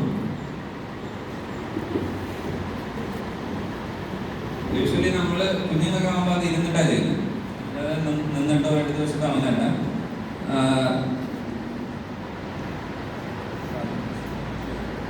ആദ്യം വന്നിട്ട് നമ്മൾ കുഞ്ഞിനെ കറക്റ്റായിട്ട് പിടിക്കുന്ന ആ ഹോൾഡിങ് പൊസിഷൻ ഒന്ന് നോക്കണം. ഇത് പൊസിഷൻ നമ്മൾ നോക്കുമ്പോഴത്തേക്ക് ഈ ഇങ്ങനെ ആ കുഞ്ഞിനെ മൊത്തം നമ്മൾ ഒരു കയ്യിലായിരിക്കും അങ്ങനെ ഹോൾഡ് ചെയ്യുന്നത്. പിന്നെ ഉള്ളത് നമ്മൾ ഈ ഫിംഗേഴ്സ് വെച്ചിട്ട് ആ മുഖം വീണ് പോകാതെ ഒന്ന് ഹോൾഡ് ചെയ്ത് പിടിച്ചോണം. പിടിച്ചിട്ട് നമ്മൾ പിറകെ 5 ബാക്ക് ത്രസ്റ്റ് പോലെ കൊടുക്കുന്നത്. ഇങ്ങനെ തട്ടുക ചെയ്യുന്നത്. ആ ബാക്കിൽ ആ സ്കാപ്പിൽ 2 ബോൺസ് കാണുമല്ലോ, അതിൻ്റെ നടുക്ക് വശത്തായിട്ട് ഇങ്ങനെ തട്ടുക ചെയ്യുന്നത്. 5 തവണ നമ്മളിങ്ങനെ തട്ടും. എന്നിട്ട് നമ്മൾ ഇങ്ങനെ തിരിച്ചു കിടക്കും. ഇങ്ങനെ തിരിച്ചു കിടത്തിയിട്ട് 5 കംപ്രഷൻ കൊടുക്കും. നമ്മൾ CPR കൊടുക്കുന്ന പോലെ 2 വിരൽ വെച്ചിട്ട് ഇങ്ങനെ 5 തവണ കംപ്രസ് ചെയ്യും. കംപ്രസ് ചെയ്തിട്ട് വീണ്ടും അത് സെയിം സാധനം തന്നെ നമ്മൾ തിരിച്ചിട്ട് വീണ്ടും 5 ത്രസ്റ്റ് കൊടുക്കും. വീണ്ടും തിരിച്ചിട്ട് 5 തവണ ആ 2 ഫിംഗറിൽ കംപ്രസ് ചെയ്യും. കംപ്രസ് ചെയ്തതിന് ശേഷം നമ്മൾ വീണ്ടും തിരിക്കുന്നതിന് മുന്നേ ആ വായനകത്ത് ആ കണ്ടന്റ് ഫോറിൻ ബോഡി എന്തെങ്കിലും ഉണ്ടോ എന്നുള്ളതൊന്ന് നോക്കണം. എക്സാമിന് ചെയ്യാൻ നോക്കണം. വിസിബിളി നമുക്ക് കാണാൻ പറ്റുന്നുണ്ടെങ്കിൽ നമ്മൾ എടുക്കാം. അല്ല നമ്മൾ ബ്ലൈൻഡ് ആയിട്ട് അത് സ്വൈപ്പ് ചെയ്ത് നോക്കരുത്. തുറന്ന് നല്ലത് ഉണ്ടോ എന്നുള്ളത് തപ്പി നോക്കാൻ നിൽക്കില്ലേ. നമ്മൾ ആ ട്രസ്റ്റ് കൊടുക്കുമ്പോഴത്തേക്ക് അത് ചിലവർക്ക് അങ്ങ് പുറത്ത് വരുവാണെന്നുണ്ടെങ്കിൽ ഫൈൻ. അല്ല അത് വെളിയിൽ വന്നിരിക്കുവാണ്, നമ്മളിങ്ങനെ എക്സാമിന് ചെയ്യുമ്പോഴത്തേക്ക് വെളിയിൽ അത് കാണുവാണെന്നുണ്ടെങ്കിൽ നമുക്ക് കൈകൊണ്ടെടുക്കാം. അല്ലാത്ത പക്ഷം നമ്മൾ ബ്ലൈൻഡായിട്ട് ഇടല്ലേ. അത് എത്ര സമയം ചെയ്യും നമ്മൾ? ഇതേപോലെ തന്നെ ഒന്ന് കുഞ്ഞ് കൊളാപ്സ് ചെയ്യുന്നവരെ നമ്മൾ ചെയ്യും. അല്ലാന്നുണ്ടെങ്കിൽ ആ ഫോറിൻ ബോഡി പുറത്തോട്ട് വരുന്നവരെ നമ്മൾ ചെയ്യണം. പിന്നെ ഉള്ളതാണ് സ്ട്രോക്ക്. സ്ട്രോക്ക് എന്ന് പറയുമ്പോൾ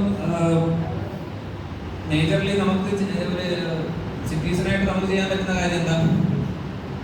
ഒരു സ്ട്രോക്ക് വന്നിട്ടുള്ള വ്യക്തിമാണെങ്കിൽ പെട്ടെന്ന് നമുക്ക് ഒരു ഫസ്റ്റ് എയ്ഡ് എന്നുള്ള രീതിക്ക് എന്താ ചെയ്യാൻ പറ്റുന്നത്?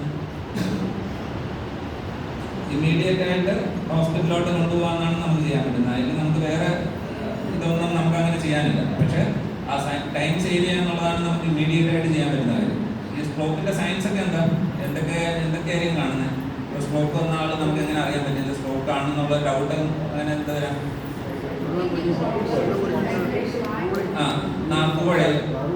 നാക്കുകുഴയും കോടൽ കാണും, ചില ഒരു സൈഡിലൊരു വീക്ക്നെസ് കാണും. നല്ല ഇരിക്കുന്ന ഒരു ഹെൽത്തി ആയിട്ട് ഇരിക്കുന്ന ആൾ പെട്ടെന്നൊരു സിംറ്റംസ് പ്രകടിപ്പില്ല. അല്ല ഇപ്പൊ നമ്മളൊരു വയ്യാണ്ടിരിക്കുകയാണ്, 2 ദിവസം പനി ഉണ്ടായിരുന്നു, മൊത്തത്തിലൊരു ക്ഷീണം, അതല്ല. നമ്മളിപ്പോൾ ഒരു ഹെൽത്തി ആയിട്ടിരിക്കുന്ന ആള് പെട്ടെന്നൊരു വീക്ക്നെസ് പറയുകയാണ്, ഒരു സൈഡ് എനിക്ക് അനക്കാൻ പറ്റാത്ത പോലെ തോന്നുന്നു, അല്ല എനിക്കൊരു മരവിപ്പ് പോലെ തോന്നുന്നു, പറയുന്നത് കുഴഞ്ഞു പോകുന്നു, അല്ലെങ്കിൽ ഒരു കോടൽ നമുക്ക് എവിഡൻ്റ് ആയിട്ട് കാണാം. അങ്ങനത്തെ ആൾക്കാർക്കാണ് നമ്മൾ പെട്ടെന്ന് സ്ട്രോക്ക് എന്നുള്ള രീതിയിൽ സസ്പെക്ട് ചെയ്തിട്ട് നമുക്ക് ചെയ്യാൻ പറ്റുന്ന കാര്യം ഡിലേ ആക്കാതെ നമ്മളത് ഇനി കൂടുന്നുണ്ടോ കുറയുന്നുണ്ടോ എന്ന് നോക്കാതെ, ചിലവർക്ക് ആ സ്റ്റാർട്ടിങ് സ്റ്റേജിൽ അത്രയും ഒറ്റയടിക്കുള്ള വീക്ക്നെസ്സും കാര്യങ്ങളും കാണത്തില്ല. ചെറിയ മരവിപ്പും ഈ മുഖത്തിലുള്ള ഒരു മരവിപ്പും കാലിലൊരു മരവിപ്പൊക്കെ കാണത്തുള്ളൂ. ആ ഒരു വീക്ക്നെസ് എന്ന് പറയത്തക്ക വിധമൊന്നും കാണത്തില്ല. പക്ഷെ നമ്മൾ വെച്ചോണ്ടിരിക്കും കുറച്ചു നേരം, അത് പോവോ മാറുമോ അതോ ഇനി കൂടി വരുമോ എന്നൊക്കെ നോക്കാന്നുള്ള രീതിയിൽ. ഇൻ കേസ് അത് കുറച്ച് സമയങ്ങൾ അപ്പോൾ അഡ്രസ് ചെയ്യാതെ കുറച്ച് സമയം കഴിയുമ്പോഴത്തേക്ക് അത് കൂടാം. അപ്പോഴേക്കും നമ്മൾ ഹോസ്പിറ്റലിലോട്ട് കൊണ്ടുവരും. അപ്പോൾ ഈ ഹോസ്പിറ്റലിലോട്ട് കൊണ്ടുവരുമ്പോഴത്തേക്ക്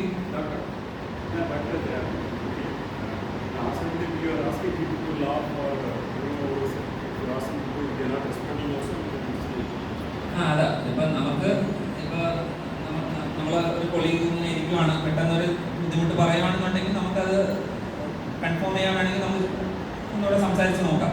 ഇപ്പോൾ വാക്കുഴച്ചിലാണ് പറയുകയാണെന്നുണ്ടെങ്കിൽ നമുക്ക് ചോദിക്കാം, വേറെ എന്തെങ്കിലും കാര്യങ്ങൾ ചോദിക്കുമ്പോൾ നമുക്ക് അറിയാൻ പറ്റും. ഇപ്പോൾ നമുക്ക് നമ്മളെ കൊളീഗാകുമ്പോൾ നമുക്കറിയാം പുള്ളിക്കാരൻ ഇപ്പോൾ സംസാരിച്ചതുപോലെ അല്ല കുറച്ച് നേരത്തെ സംസാരിച്ചതെന്നുള്ളത്. അത് നമുക്ക് എത്രയും പെട്ടെന്ന് മനസ്സിലാവും. ഇപ്പോൾ ബാക്കിയുള്ളവർക്ക് അങ്ങനെയല്ല, നമുക്ക് അറിയാത്ത ആൾക്കാരാണെങ്കിൽ നമുക്ക് കണ്ടുപിടിക്കാൻ ഇത് പ്രയാസമായിരിക്കും. പക്ഷെ നമുക്ക് കൊളീഗ്സോ നമ്മുടെ വീട്ടിലുള്ളവരാകുമ്പോൾ നമുക്ക് അറിയാൻ പറ്റും പെട്ടെന്നൊരു ബുദ്ധിമുട്ടാണോ ഇത് നേരത്തെ ഉള്ളതാണോ എന്ന് നമുക്ക് അറിയാൻ പറ്റും. ഇൻ കേസ് അതൊരു പെട്ടെന്നൊരു ബുദ്ധിമുട്ട് എന്തെങ്കിലും പറയുവാണെങ്കിൽ വീക്ക്നെസ് പറയുകയാണെന്നുണ്ടെങ്കിൽ ഈവൻതോ നമുക്കൊന്നും അത്ര ടിപ്പിക്കൽ അല്ലാന്നുണ്ടെങ്കിൽ ഹോസ്പിറ്റലിലോട്ട് എത്തിക്കുന്നതായിരിക്കും എപ്പോഴും സേഫ്. നമുക്ക് ആ ടൈം വേസ്റ്റ് ചെയ്യാതെ പിന്നെ അത് ഡോക്ടേഴ്സിൻ്റെ കയ്യിലാണ്, അത് സ്കാൻ എടുത്തിട്ട് നമുക്കത് ഉണ്ടോ ഇല്ലയോ എന്നുള്ളത് കൺഫേം ചെയ്യേണ്ട കാര്യമൊക്കെ അത് പിന്നത്തെ കാര്യം.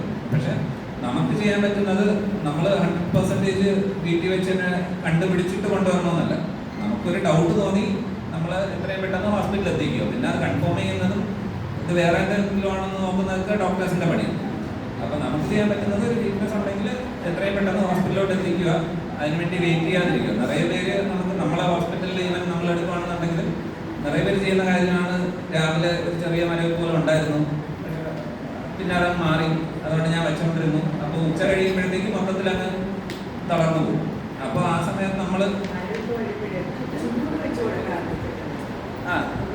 നമുക്ക് അതിലൊന്നും അങ്ങനെ റോളില്ല. മരവിപ്പ് എന്ന് പറയുന്നത് അതാ ഈ സ്ട്രോക്ക് കാരണവും വരാം, വേറെ പല കാരണങ്ങളും കൊണ്ട് വരാം. എന്തെങ്കിലും നെർവിൻ്റെ ബുദ്ധിമുട്ടുണ്ട്, ഒത്തിരി ഡയബറ്റിക് ആണ് ഒത്തിരി കാലങ്ങളായിട്ട്, അത് കാരണമൊക്കെ കാലും കൈയൊക്കെ മരവിക്കാം.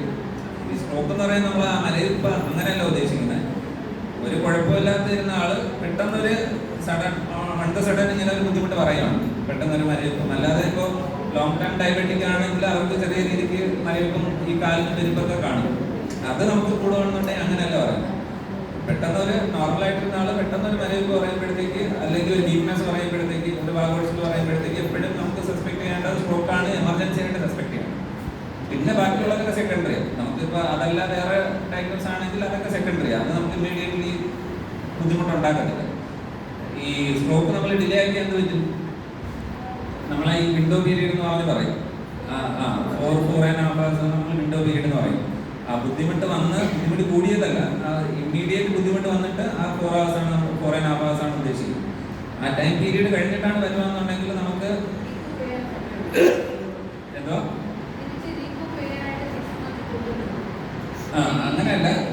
നമ്മൾ ഈ 4.5 hours പീരീഡ് പറയുന്നത് നമ്മൾ ഈ ഇഞ്ചക്ഷൻ പറയാറുണ്ട്. നമ്മൾ രക്തം കട്ട പിടിച്ചിരിക്കുന്ന രക്തം അലിഞ്ഞു പോകാൻ വേണ്ടിയിട്ട് നമുക്ക് എമർജൻസി ആയിട്ട് ഒരു ഇഞ്ചക്ഷനാണ്.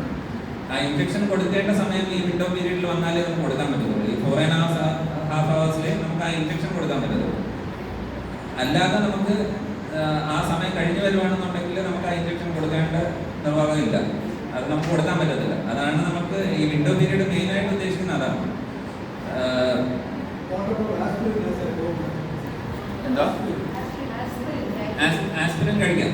ആസ്പിരിൻ നമുക്ക് അങ്ങനെ എമർജൻസി ആയിട്ട് അങ്ങനെ റെക്കമെൻഡ് ചെയ്യുന്നില്ല. ഇപ്പൊ ഹാർട്ട് അറ്റാക്ക് അങ്ങനെ നെഞ്ചുവേദനയൊക്കെ വരുവാണെന്നുണ്ടെങ്കിൽ അമേരിക്കൻ ഗൈഡ് ലൈൻസിൽ ആസ്പിരിൻ, പക്ഷെ ഇവിടെ അങ്ങനെ വീട്ടിലൊന്നും എല്ലാവരും ആസ്പിരിൻ അങ്ങനെ വാങ്ങി അവൈലബിൾ കാണത്തില്ല.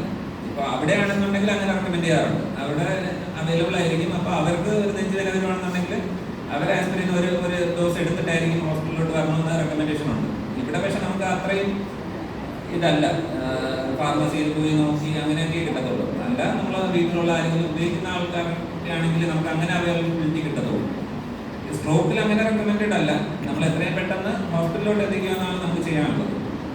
നമുക്ക് ആസ്പിരിനും ഈ ഇഞ്ചക്ഷനും വേറെയാണ്. നമ്മൾ ഇഞ്ചക്ഷൻ നമ്മൾ ഞരമ്പ് വഴി നമ്മൾ IV ആയിട്ട് കൊടുക്കുന്ന ഇഞ്ചക്ഷൻ വന്നിട്ട് ഇത്ര സമയത്തിനകത്തേ കൊടുക്കാൻ പറ്റത്തുള്ളൂ. ആ സമയം കഴിഞ്ഞു പോയാൽ നമുക്ക് ചിലപ്പോൾ ആ ബ്ലീഡിങ്ങിൻ്റെ റിസ്ക്കും കാര്യങ്ങളൊക്കെ കൂടും. രക്തം കട്ട പിടിക്കുന്നത് അലിയിക്കേണ്ട കൊടുക്കുന്ന മരുന്ന് ഹാംഫുൾ ആവും. അതുകൊണ്ടാണ് ആ സമയം അത്രയും ഇമ്പോർട്ടൻ്റ് ആയിട്ട് പറയുന്നത്.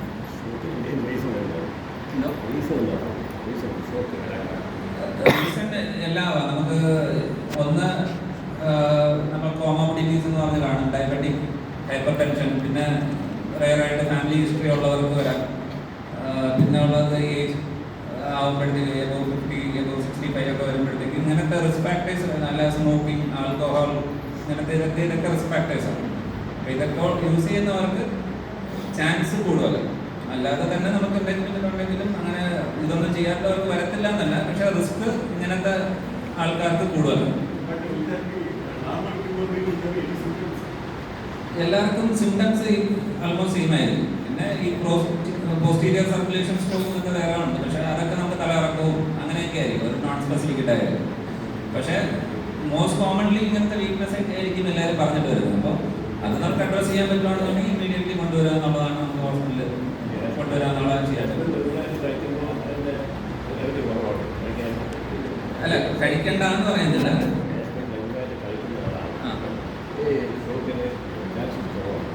ആസ്പിരിൻ ഇപ്പം ഒരു ഏജ് ഡയബറ്റിക്, ഹൈപ്പർ ടെൻഷനൊക്കെ ഉള്ള ആളാണ്, നമ്മൾ ഹാർട്ടിന് ഒരു ഇഷ്യൂ ഇല്ലാന്നുണ്ടെങ്കിലും ഒരു പ്രൊഫൈലക്റ്റിക് ആയിട്ട് ഡോക്ടേഴ്സൊക്കെ റെക്കമെൻഡ് ചെയ്യും.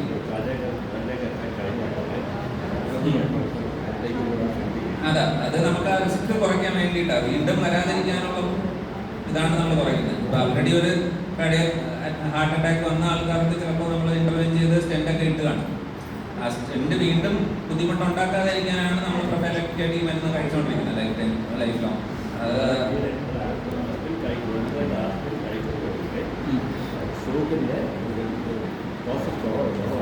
കുറവാണ്, ആ പോസിബിലിറ്റി കുറവാണ്.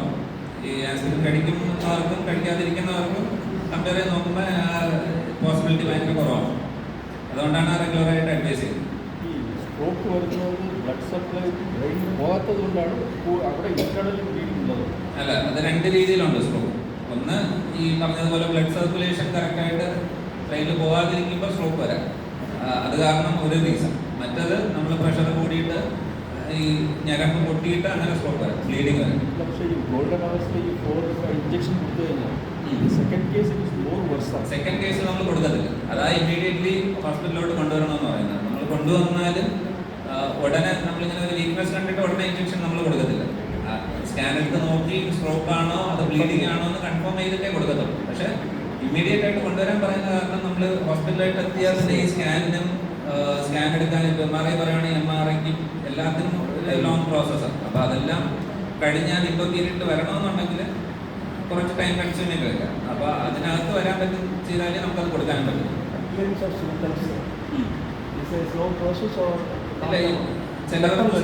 ചിലവർക്ക് സ്ലോ ആയിട്ടായിരിക്കും, ചെറിയൊരു നംനെസ്സും കാര്യങ്ങളായിരിക്കും ആദ്യം വരുന്നത്, പിന്നെ ആയിരിക്കും ഇങ്ങനെ വേഴ്സൺ ആയിക്കൊണ്ട്. അതാ ഞാൻ പറഞ്ഞത് ഒരു ഇമ്മീഡിയറ്റ് ഒരു സിംറ്റംസ് വന്ന ഉടനെ നമ്മൾ ഉടനെ ഹോസ്പിറ്റലിൽ എത്തിക്കുക എന്നുള്ളതാണ് നമുക്ക് ചെയ്യാൻ പറ്റുന്നത്. ഈവൻ ഒരു മൈനർ ഒന്നാണ്, ചിലപ്പോൾ അത് 90% സ്ട്രോക്ക് ആയിരിക്കത്തില്ല. സ്റ്റിൽ നമ്മൾ ഹോസ്പിറ്റലിൽ എത്തി ഒന്ന് കൺഫേം ചെയ്യുന്നതായിരിക്കും സേഫ്. അല്ലാതെ നമ്മൾ വീട്ടിൽ വെച്ച് കൺഫേം ചെയ്യാൻ നിന്നാൽ ചിലപ്പോൾ അത് ബുദ്ധിമുട്ടുണ്ടാക്കും. അതൊരു സ്ട്രോക്ക് ആണെങ്കിൽ അത് ബുദ്ധിമുട്ടുണ്ടാകും.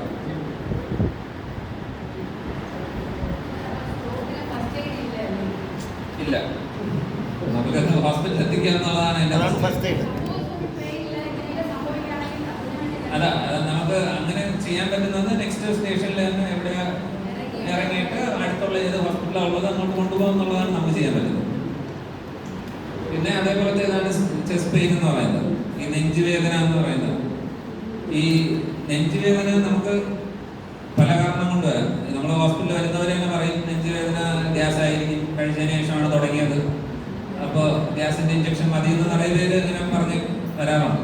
എന്താന്ന് പറഞ്ഞാൽ അവർ വരുന്നത് കാര്യം നെഞ്ചിന് ഹാർട്ട് അറ്റാക്ക് ആണോ എന്നുള്ള പേടി കൊണ്ടാണ് അവർ ആദ്യം വരുന്നത്.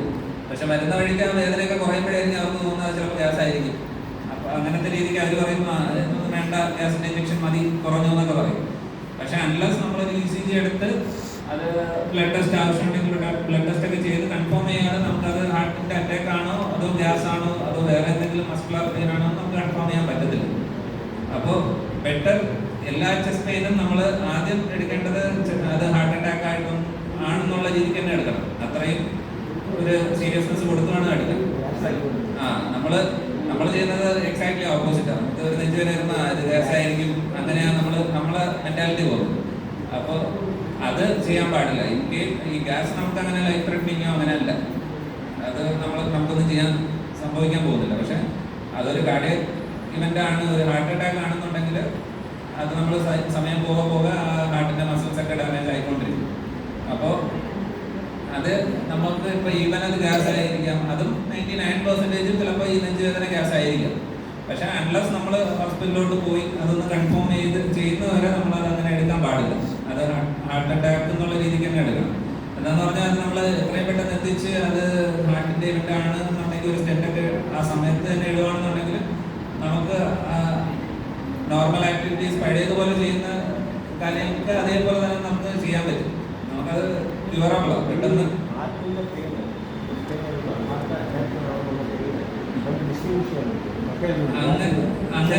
അങ്ങനെ ഡിസ്റ്റിങ്വിഷ് ചെയ്യാൻ പറ്റത്തില്ല. ചെസ്റ്റ് പെയിൻ വന്നിട്ട് നമുക്ക് ചെസ്റ്റ് പെയിൻ എന്ന് പറഞ്ഞാൽ നെഞ്ചിന് മാത്രം വേദന. ഇപ്പൊ നമ്മളെ വിചാരം എന്താ, നെഞ്ച് ഹാർട്ട് ലെഫ്റ്റ് സൈഡിലോട്ട് ഇരിക്കുന്നതുകൊണ്ട് ലെഫ്റ്റ് സൈഡിൽ മാത്രമേ വേദന വരുന്നുള്ളൂ. അപ്പൊ അതൊക്കെയാണ് നമ്മൾ ഇപ്പൊ ഇടത് സൈഡിലൊരു വേദന വന്നാൽ എല്ലാവരും ഓടി വരും ഇത് ആണെന്ന് നോക്കാൻ. പക്ഷെ അങ്ങനെ സ്പെസിഫിക് ആയിട്ട് അങ്ങനെ വരണമെന്നില്ല, എങ്ങനെ വേണമെങ്കിലും പ്രസന്റ് ചെയ്യാം. ചിലപ്പോൾ വലത്ത് വശത്തായിരിക്കും വേദന, ചിലപ്പോൾ മുതുകിനായിരിക്കും വേദന, ചിലപ്പോൾ ഈ നാടി ഈ നെഞ്ച് ഹാർട്ട് അറ്റാക്ക് എന്നവർക്കുള്ള വരുന്ന സിംറ്റംസ് ആണിത്. അത് നമുക്ക് ചിലപ്പോൾ ഈ ഇടത് കൈയിൻ്റെ ഷോൾഡറിനും അതിനൊക്കെ ആയിരിക്കും ഒരു കിഴപ്പോ അങ്ങനെയൊക്കെ വരുന്നത്. പിന്നെ ഉള്ള ചിലവർക്ക് ഗ്യാസ് ആയിരിക്കും, ചിലപ്പോൾ ഭയങ്കര ഗ്യാസ് പോലെ എന്തോ ഒരു ഡിസ്കംഫർട്ട് പോലെ തോന്നും, ഒത്തിരി ഏമ്പക്കം വന്നുകൊണ്ടിരിക്കും. ഇതൊക്കെ ചെസ്റ്റ് പെയിൻ ഒരു കാർഡിയക് ഇവന്റ് ഉള്ള ആൾക്കാർക്കും ഇതേപോലെ തന്നെ പ്രസന്റ് ചെയ്യും. അപ്പോൾ ഏമ്പക്കം വരുന്നത് ഹാർട്ട് റിലേറ്റഡ് ആയിട്ട് ഏമ്പക്കം വരും. അതായിട്ട് വരാം. ഫസ്റ്റ് ആസ്പിരിൻ മാത്രം മതിയോ? Combination of aspirin plus sorbitrate plus statin. അത് യൂഷ്വലി ആസ്പിരിൻ മാത്രമേ അമേരിക്കൻ റെക്കമെൻഡ് ചെയ്യുന്നുള്ളൂ. നമ്മൾ അമേരിക്കൻ കോളേജ് അത് മാത്രമേ റെക്കമെൻഡ് ചെയ്യുന്നുള്ളൂ. ആസ്പിരിൻ മാത്രം ഒരു ഡോസ് റെക്കമെൻഡ് ചെയ്യുന്നു. പക്ഷേ ഇത് ഫസ്റ്റ് എയ്ഡിനെ പറ്റിയാണ് നമ്മൾ സംസാരിക്കുന്നത്. പക്ഷേ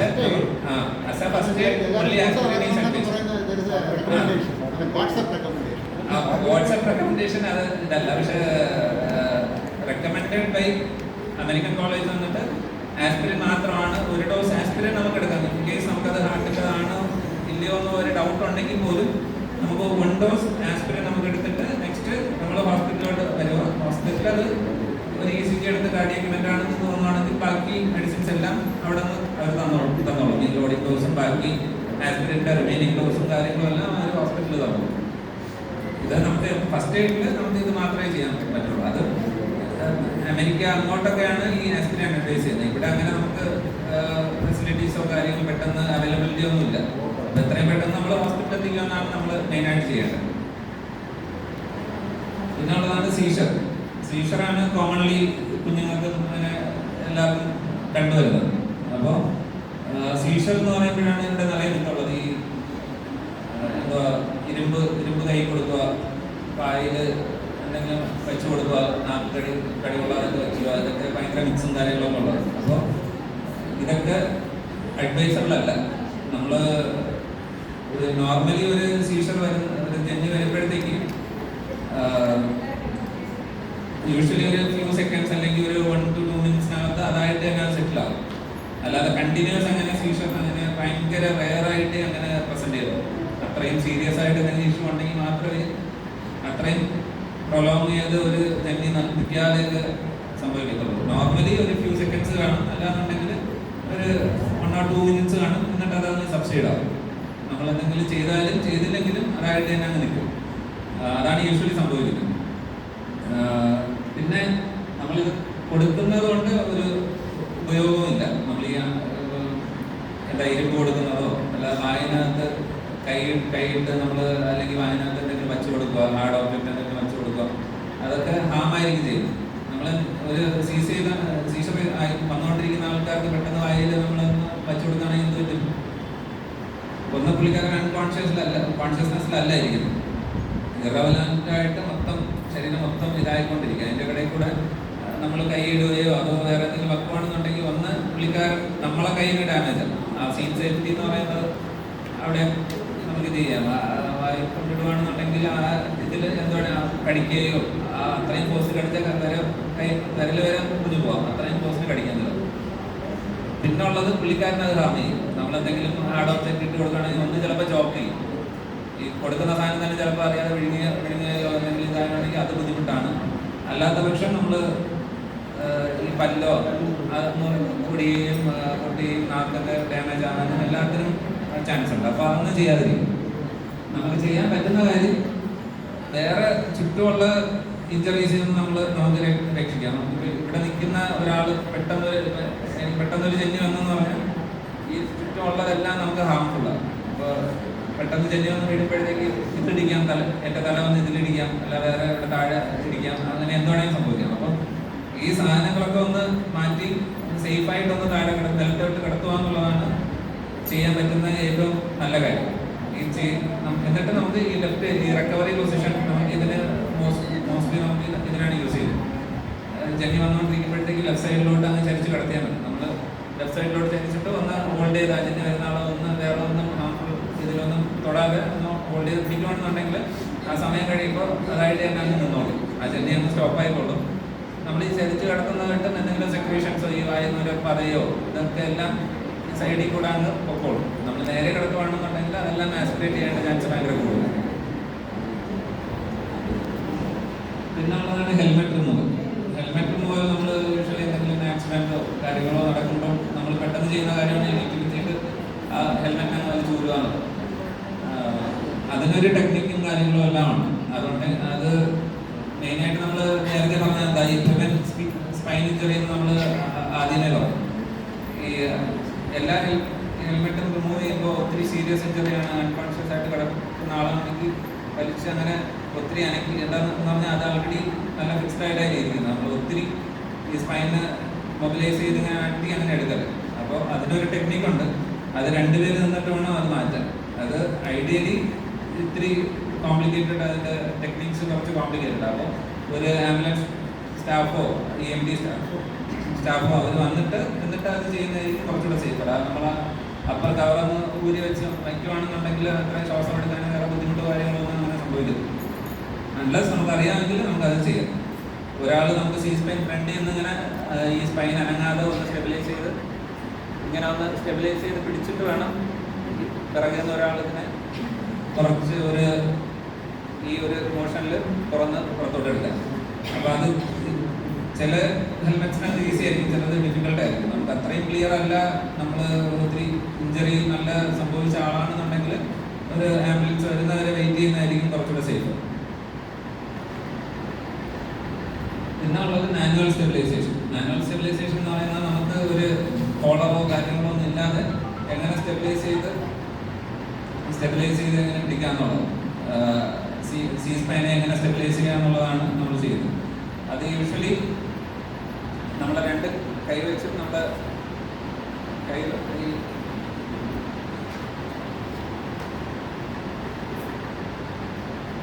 നമ്മളെ ഹെഡ് എൻഡിൽ നിന്നിട്ട് ഈ രീതിക്കായിരിക്കും നമ്മൾ ഈ സ്പൈനെ സ്റ്റെബിലൈസ് ചെയ്ത് പിടിക്കുന്നത്. ഇങ്ങനെ ജസ്റ്റ് കൈ വെച്ച് മാത്രമല്ല, നമ്മളിങ്ങനെ കുഞ്ഞ് നമ്മൾ ഈ ഹാൻഡ് വെച്ച് ഈ ഹാൻഡും ഈ ഫോറാമും വെച്ചിട്ടായിരിക്കും നമ്മൾ ഹോൾഡ് ചെയ്ത് പിടിക്കുന്നത്. ഈ തലയെല്ലാം ഇതിൻ്റെ ഇടയ്ക്കായിരിക്കും, അപ്പോഴായിരിക്കും ഇത് അനങ്ങാതിരിക്കും. അല്ല അല്ലാതെ ജസ്റ്റ് നമ്മൾ കഴുത്ത് മാത്രമല്ല നമ്മൾ സീസ്പെൻ സ്റ്റെബിലൈസേഷൻ എന്ന് പറഞ്ഞാൽ ഉദ്ദേശിക്കുന്നത്. അപ്പോൾ അത് വെച്ചിട്ട് അൺലെസ് നമുക്ക് ആ കഴുത്ത് അനങ്ങാൻ, ഇപ്പോൾ ആരെങ്കിലും ഒരാൾ റോഡിൻ്റെ നടുക്കാണ് ഷിഫ്റ്റ് ചെയ്യണമെന്നുണ്ടെങ്കിൽ, ഒരാൾ ഇത് നമുക്കറിയാവുന്ന ആളാണെന്നുണ്ടെങ്കിൽ നിങ്ങൾക്ക് ഇത് ചെയ്യാം. ഒരാൾ സ്റ്റെബിലൈസ് ചെയ്ത് പിടിക്കാം, അതിൻ്റെ കൂടെ ബാക്കി 4 പേര് നിന്നിട്ട് പതുക്കെ ഷിഫ്റ്റ് ചെയ്ത് ഒരു റോഡിൻ്റെ സൈഡിനോട്ടോ അങ്ങനെ ആക്കാം. അൺലെസ് ഒരു ആംബുലൻസ് വന്ന ഒരു സ്പൈൻ കോളറോ എന്തെങ്കിലും ഇടുന്നത് വരെ നമ്മൾ ആ സ്പൈനെ സ്റ്റെബിലൈസ് ചെയ്ത് തന്നെ പിടിച്ചിരിക്കണം. അതാണ് റെക്കമെൻഡ്. അല്ലാതെ നമ്മൾ ആ റോഡിലോട്ട് സൈഡിലോട്ട് മാറ്റിയിട്ട് നമ്മൾ ആ സ്പൈനെ അങ്ങനെ ഇടാൻ പാടില്ല. ഒരു കോൺഷ്യസ്നെസ് ഇല്ലാത്ത ആളാണ്, നമുക്കറിയത്തില്ല സ്പൈൻ ഇഞ്ചറി ഉണ്ടോ ഇല്ലയോ, ആ കഴുത്ത് വീണ്ടും ഇമ്മൊബിലൈസ് ആയി പോവുകയാണെന്നുണ്ടെങ്കിൽ ചാൻസസ് ഓഫ് ഇഞ്ചറി ഭയങ്കരമായിട്ട് പോകും. പിന്നെ ഇതാണ് നേരത്തെ പറഞ്ഞ പോലെ റിക്കവറി പൊസിഷൻ. നമ്മൾ ഇടത് സൈഡിലോട്ട് ചരിച്ച് കിടത്തുക നമുക്ക്. നെക്സ്റ്റ് ആണ് ബേസിക് ലൈഫ് സപ്പോർട്ട്. ഇതിലാണ് നമ്മൾ റൈറ്റ് സൈഡിലല്ല, ഇടത് സൈഡിലാണ് നമ്മൾ കിടത്താൻ. പക്ഷെ പടത്തിലെ റൈറ്റിലല്ല, അല്ല പ്രീവിയസ് റൈറ്റ് അല്ല ലെഫ്റ്റ് സൈഡ് ഇതിലെ റൈറ്റാണ് കാണുന്നതെന്ന് തോന്നുന്നു. പക്ഷേ ലെഫ്റ്റ് സൈഡാണ് നമ്മൾ കിടത്താൻ. ആക്ച്വലി ലെഫ്റ്റ് സൈഡിൽ കിടത്തുമ്പോഴാണ് അത് കണ്ടന്റ് കറക്റ്റായിട്ട് ഇങ്ങനെ വരത്തുള്ളൂ. നെക്സ്റ്റ് ഉള്ളത് basic life support. Basic life സപ്പോർട്ടിലാണ് നമ്മൾ ഈ CPR അതിൻ്റെ എങ്ങനെയാണ് ചെയ്യേണ്ട കറക്റ്റ് ടെക്നിക്സും പൊസിഷനിങ്ങും എല്ലാം നമ്മൾ പഠിക്കും. നമ്മൾ ഈ CPR നമ്മൾ ഏത് സിറ്റുവേഷനിലാണ് നമ്മൾ ചെയ്യുന്നത്? അതെങ്ങനെയാണ് നമുക്ക് അറിയാൻ പറ്റുന്നത്? ഹാർട്ട് സ്റ്റോപ്പ് ആകുമ്പോഴത്തേക്ക് ഒന്ന് പൾസ് പിടിച്ച് നോക്കുക. പിന്നെ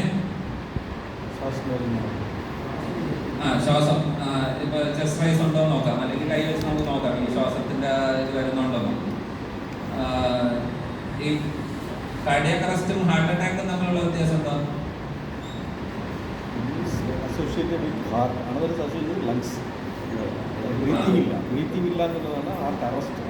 കാർഡിയാക് അറസ്റ്റ് എന്ന് പറയുമ്പോൾ ഹാർട്ട് സ്റ്റോപ്പായി എന്നുള്ളതാണ്. ഹാർട്ട് സ്റ്റോപ്പായി, ഹാർട്ട് പമ്പ് ചെയ്യുന്നില്ല. ഹാർട്ട് അറ്റാക്ക് എന്ന് പറയുന്നത് എന്താ?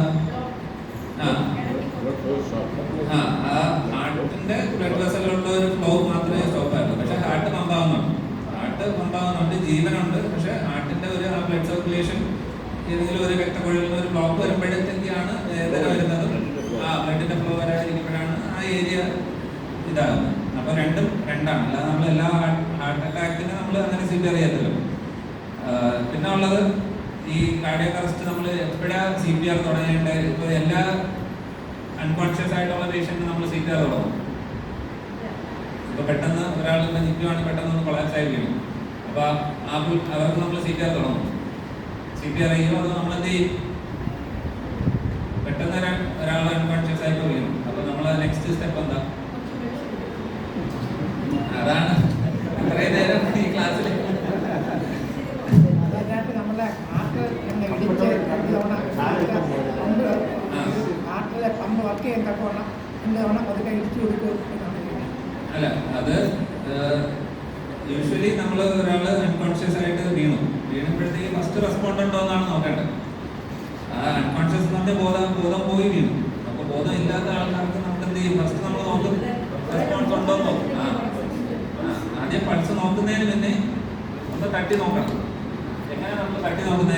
എങ്ങനെ തട്ടി നോക്കും? ഒരാൾ റെസ്പോൺസ് ഉണ്ടോ ഇല്ലയോ എന്നുള്ളത് എങ്ങനെ? നമ്മൾ ഇവിടെ ആണോ? ഇങ്ങനെ തട്ടി നോക്കാം. വേറെ എങ്ങനെയൊക്കെ തട്ടി നോക്കാം? നമ്മൾ നല്ലവണ്ണം ആ 2 ഷോൾഡറിന്റെ ഇതിൽ നല്ലവണ്ണം തട്ടി നോക്കണം.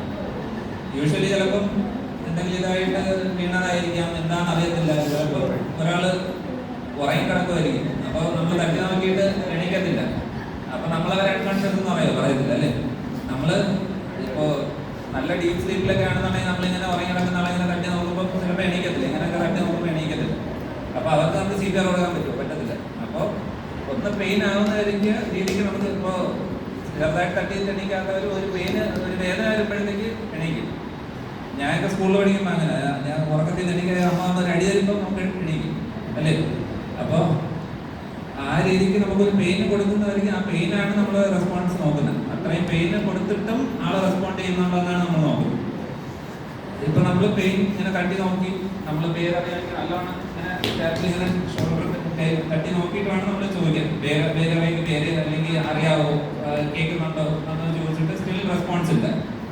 നെക്സ്റ്റ് എന്ത് ചെയ്യാൻ നമുക്ക്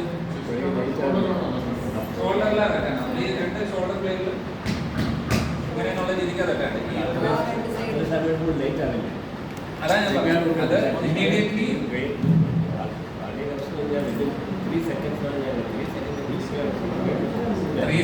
3 seconds നമ്മൾ എങ്ങനെ ഡിസൈഡ് ചെയ്യും? ഇപ്പൊ ആൾക്ക് പൾസ് ഉണ്ടോ ഇല്ല എന്നുള്ളത് അറിഞ്ഞാലല്ലേ നമുക്ക് CPR കൊടുക്കാൻ പറ്റുള്ളൂ. അല്ല ഇപ്പോ 3 seconds ഇപ്പൊ ആൾക്ക് ജീവനുണ്ടോ ഇല്ലെന്ന് നമ്മൾ എങ്ങനെ ഐഡന്റിഫൈ ചെയ്യും?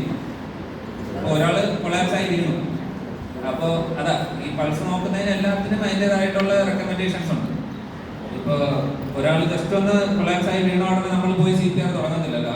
അയാൾക്ക് ജീവനുണ്ടെങ്കിൽ അത് ഹാർമാ ചെയ്യുന്നു. ഒരു ജീവനുള്ള ആള് ജസ്റ്റ് ഒന്ന് മയങ്ങി വീണത് മോസ്റ്റ് കോമൺലി ഒരു 99.9% നമ്മൾ ചിലപ്പോൾ ഇങ്ങനെ ഒത്തിരി നേരം നിന്നിട്ട് BP ഇല്ലാതൊക്കെ പോകുന്നതായിരിക്കാം.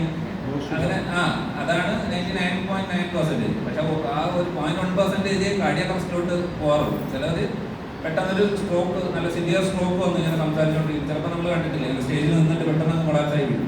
അതൊക്കെ ഒരു മേജർ ഹാർട്ട് അറ്റാക്ക് വന്നു, അങ്ങനെയൊക്കെയാണ് പെട്ടെന്ന് കൊളാപ്സ് ആകും. അപ്പോൾ ആ കൊളാപ്സ് ആയ ആൾക്ക് പൾസ് ഉണ്ടെങ്കിൽ നമ്മൾ CPR ഒരിക്കലും സ്റ്റാർട്ട് ചെയ്യത്തില്ല. നമ്മൾ പൾസ് ഇല്ല ഇതെല്ലാം നോക്കിയിട്ട് വേണം ആദ്യം ചെയ്യേണ്ടത്. നമ്മൾ ടാപ്പ് ചെയ്ത് നോക്കുക. 99% ചിലപ്പോൾ പൾസ് ഉള്ളവരായിരിക്കും. അപ്പോൾ എന്ത് ചെയ്യും? അത് എന്തെങ്കിലും ഒന്ന് റെസ്പോണ്ട് ചെയ്യാൻ നോക്കും. അപ്പോൾ നമ്മൾ CPR അവിടെ കൊടുക്കുന്നില്ല. പിന്നെ ഉള്ളത് ഈ പൾസ് നമ്മൾ ഷോൾഡറിൽ ടാപ്പ് ചെയ്തിട്ടും റെസ്പോണ്ട് ചെയ്യുന്നില്ല എന്ന ആൾക്കാർക്കാണ് നെക്സ്റ്റ് ഇമ്മീഡിയറ്റ് ആയിട്ട് ചെയ്യാൻ പറ്റുന്നുണ്ട്. നമ്മൾ ഫസ്റ്റ് പറഞ്ഞത് കോൾ ഫോർ ഹെൽപ്പ്. നമ്മളിപ്പോൾ ഒരു സിറ്റുവേഷനിൽ 2 പേരേ ഉള്ളൂ. അപ്പോൾ കൂടെ ഉള്ള ആൾ പെട്ടെന്ന് അങ്ങ് വീണു. അപ്പോൾ നമ്മൾ തട്ടി നോക്കിയിട്ട് റെസ്പോൺസ് ഇല്ല. അപ്പോൾ തട്ടി നോക്കി റെസ്പോൺസ് ഉണ്ടെങ്കിൽ എന്ത് ചെയ്യും? നമ്മൾ ഒരാൾ കുഴഞ്ഞു വേണോ ഇങ്ങനെ അതാ ഞാൻ പറഞ്ഞത്. ഇപ്പോൾ 2 പേരേ ഉള്ളൂ. ഒരാൾ കൂടെ ഉള്ള ആൾ കുഴഞ്ഞു വീണപ്പോൾ നമ്മൾ എന്ത് ചെയ്തു? ഫസ്റ്റ് റെസ്പോൺസ് നോക്കി. അപ്പോൾ റെസ്പോൺസ് ഉണ്ടെങ്കിൽ നമ്മൾ എന്ത് ചെയ്യും? ആ വെള്ളത്തിന് ആദ്യം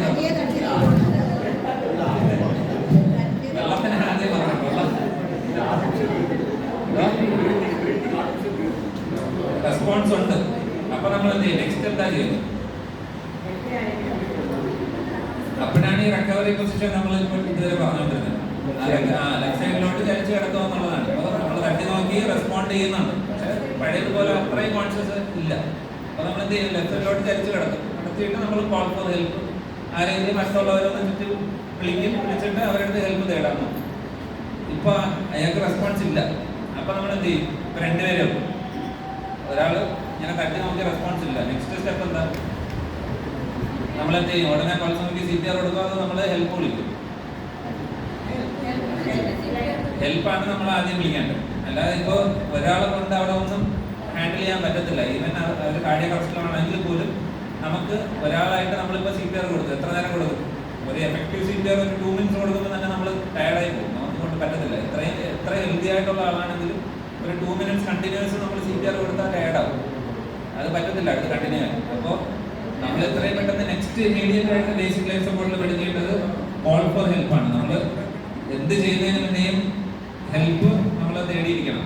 അപ്പോൾ നമ്മൾ ചുറ്റുമുണ്ടെങ്കിൽ നമ്മൾ ഷൗട്ട് ചെയ്ത് ആരെങ്കിലും ഉണ്ടോ എന്നുള്ളത് ചെയ്യാം. അല്ലാന്നുണ്ടെങ്കിൽ ആരെങ്കിലും അടുത്തുണ്ടെങ്കിൽ ഒരു ആംബുലൻസിനെ വിളിക്കുമെന്ന് പറയാം. പിന്നെ വേണം ബാക്കി സ്റ്റെപ്പിലോട്ട് കിടക്കാം. ഈ കോൾ ഫോർ ഹെൽപ്പ് നിങ്ങൾ ഒരിക്കലും മറക്കരുത്. ഇപ്പോൾ ഒരു ഹോസ്പിറ്റൽ സെറ്റിങ്ങിനാണെങ്കിൽ അത് വേറെ, അത് അവിടെ എല്ലാവരും കാണും, എല്ലാ ഡോക്ടേഴ്സും സ്റ്റാഫ് എല്ലാവരും കാണും. പക്ഷെ ഒരു സെക്യൂർ എന്നുള്ള രീതിക്ക് സെക്യൂർ ആണ് എന്താണെന്നുണ്ടെങ്കിൽ നമുക്ക് ഹെൽപ്പ് വിളിക്കാൻ ഒരിക്കലും നിങ്ങളുടെ സൈഡിൽ നിന്ന് മറക്കില്ല. അതായിരിക്കും നമ്മൾ ഒരു ടേക്ക് ഓഫ് പോയിന്റ് എന്ന് പറഞ്ഞാൽ ഈ കോൾ ഫോർ ഹെൽപ്പ് ആയിരിക്കും നിങ്ങൾക്ക് CPR-നെക്കാളും ഫസ്റ്റ് വരാണ്. CPR ഇമ്മീഡിയറ്റ്ലി നമ്മൾ ചെയ്യേണ്ടതാണ്. പക്ഷേ ഈ കോൾ ഫോർ ഹെൽപ്പ് നമ്മൾ ഒരിക്കലും മറക്കാൻ പാടില്ല. അപ്പോൾ നമ്മൾ ആദ്യം ഇത് നോക്കി, അടുത്ത് നമ്മൾ കോൾ ഫോർ ഹെൽപ്പ് വിളിച്ചു. പിന്നെ വന്ന് നമ്മൾ പൾസ് നോക്കും. പിന്നെ പൾസ് നോക്കിയിട്ടല്ലേ നമ്മൾ കൺഫേം ചെയ്യുന്നത്. പൾസ് നോക്കിയാലല്ലേ നമുക്ക് കൺഫേം ചെയ്യാൻ പറ്റത്തുള്ളൂ ജീവനുണ്ടോ ഇല്ലെന്നുള്ളത്. ഇപ്പൊ പൾസ് നോക്കി പൾസ് ഉണ്ടെങ്കിൽ നമ്മൾ എന്ത് ചെയ്യും? നമ്മൾ പൾസ് ഉണ്ട്, അൺകോൺഷ്യസ് ആയിട്ടുള്ള പേഷ്യൻ്റ് ആണെങ്കിൽ നമ്മൾ എപ്പോഴും റിക്കവറി പൊസിഷനിലോട്ട് കിടക്കും. ഇപ്പൊ പൾസ് ഇല്ലെങ്കിൽ നമ്മൾ എന്ത് ചെയ്യും? Immediately CPR start. ഈ പൾസ് എങ്ങനെയാ നോക്കുന്നത്? എവിടാ നോക്കുന്നത്? നോർമലി നമ്മൾ ഹോസ്പിറ്റലിൽ പോകുമ്പോഴാണ് ഡോക്ടർ കയ്യിൽ നോക്കുന്നത്. നമ്മളൊരു കാർഡിയാക് അറസ്റ്റ് അബോധാവസ്ഥയിലുള്ള ആളാണെങ്കിൽ നമ്മൾ എപ്പോഴും കരോട്ടിഡ് പൾസാണ് നോക്കുന്നത്. കഴുത്തിലുള്ള പൾസാണ്. ആ നമ്മൾ ഈ അത് നമുക്ക് ഐഡന്റിഫൈ ചെയ്യാൻ വേണ്ടിയിട്ട് ഈ നേരെയുള്ള ഈ ഗ്രൂവ് ഉണ്ടല്ലോ, ഗ്രൂവിൽ നിന്ന് നമ്മൾ സ്ലൈഡ് ചെയ്ത് ഇങ്ങനെ പോകുകയാണെന്നുണ്ടെങ്കിൽ ഒരു കുഴി പോലത്തെ ഒരു ഇത് കാണും, ഒരു ചെറിയൊരു ഇത് കാണും. ആ അവിടെ നമുക്ക് ഇങ്ങനെ 2 വിരൽ വെച്ച് നമുക്ക് ചെറിയ രീതിക്ക് ഒന്ന് കാൽക്കുലേറ്റ് ചെയ്ത് വെച്ചാൽ നമുക്ക് ആ പൾസ് ഫീൽ ചെയ്യാൻ പറ്റും. അങ്ങനെ നേരെ നിന്ന് ജസ്റ്റ് ഒന്ന് സ്ലൈഡ് ചെയ്ത് ആ ഗ്രൂവിലോട്ട് പോകുമ്പോൾ നമുക്ക് അത് ഫീൽ ആക്കാം. കിട്ടുന്നുണ്ടോ? കിട്ടാതെ കാര്യങ്ങളുണ്ടോ അവിടെ? അല്ലേ? പിന്നെ യൂഷ്വലി നമ്മൾ ഈ ഒരു ഗ്രൂവിൽ നോക്കുമ്പോഴത്തേക്ക് നമുക്കങ്ങനെ ഫീൽ ആവും. ആ കിട്ടുന്നുണ്ട്. ലെഫ്റ്റോ റൈറ്റോ? പിന്നെ ചിന്താഗതി കാര്യമാണ് നമ്മളിപ്പോൾ പൾസ് കിട്ടുന്നില്ല എന്ന് പറഞ്ഞാൽ നമ്മളിതൊരു ജസ്റ്റ് ഒരു സ്ലൈറ്റ് ഇതേ കൊടുക്കാൻ പാടുള്ളൂ. നമ്മൾ ഒത്തിരി ടൈറ്റ് ചെയ്ത് കൊടുത്താൽ എന്ത് ചെയ്യും? നമ്മൾ പിന്നുള്ള കാര്യമാണ് നമ്മൾ എപ്പോഴും 2 സൈഡും ഇങ്ങനെ പൾസ് നോക്കല്ലേ. ഒറ്റ സമയത്ത് എന്തെങ്കിലും 2 സൈഡ് ഇങ്ങനെ വെച്ച് നോക്കിയാൽ എന്ത് പറ്റും? ഈ ബ്ലഡ് സർക്കുലേഷൻ ട്രെയിനിലോട്ട് പോകാതെ ഇരിക്കുമ്പോൾ പെട്ടെന്ന് കൊളാപ്സ് ആയി കിട്ടും. അപ്പോൾ ഒത്തിരി ഇത് ചെയ്യും. നമ്മളൊരു ജെന്റിലായിട്ട് ഇങ്ങനെ ജസ്റ്റ് ഒരു പ്രഷർ കൊടുക്കും. ഒത്തിരി അങ്ങനെ പ്രഷർ ചെയ്തല്ല നമ്മൾ പൾസ് ഫീൽ ചെയ്യാണ്ട് ജസ്റ്റ് ഒന്ന് ഇങ്ങനെ കൈ വെക്കുമ്പോൾ തന്നെ നമുക്കത് ഫീൽ ആവും. ഒത്തിരി പ്രഷർ ചെയ്ത് അങ്ങനെ പിടിക്കരുത്. എന്നിട്ട് നമ്മൾ പൾസില്ല, എന്നിട്ടാണ് നമ്മൾ CPR സ്റ്റാർട്ട് ചെയ്യുന്നത്. ഈ CPR അതിന്റെ ടെക്നിക്കാണ് നമ്മൾ ഇനി പറഞ്ഞു തരാൻ പോകുന്നത്. ആദ്യം നമ്മൾ നേരത്തെ പറഞ്ഞ പോലെ ടാപ്പ് ഓൺ ഷോൾഡറിൽ ടാപ്പ് ചെയ്ത് റെസ്പോൺസ് നോക്കി. എന്നിട്ട് നമ്മൾ റെസ്പോൺസ് ഇല്ലാത്തപ്പോഴത്തേക്ക് ഹെൽപ്പ് വിളിച്ചതിന് ശേഷം നമ്മൾ പൾസ് ചെക്ക് ചെയ്തു. ഇനി പൾസ് ഇല്ലാതെ വരുമ്പോഴത്തേക്കാണ് നെക്സ്റ്റ് ആണ് നമ്മൾ CPR സ്റ്റാർട്ട് ചെയ്തത്.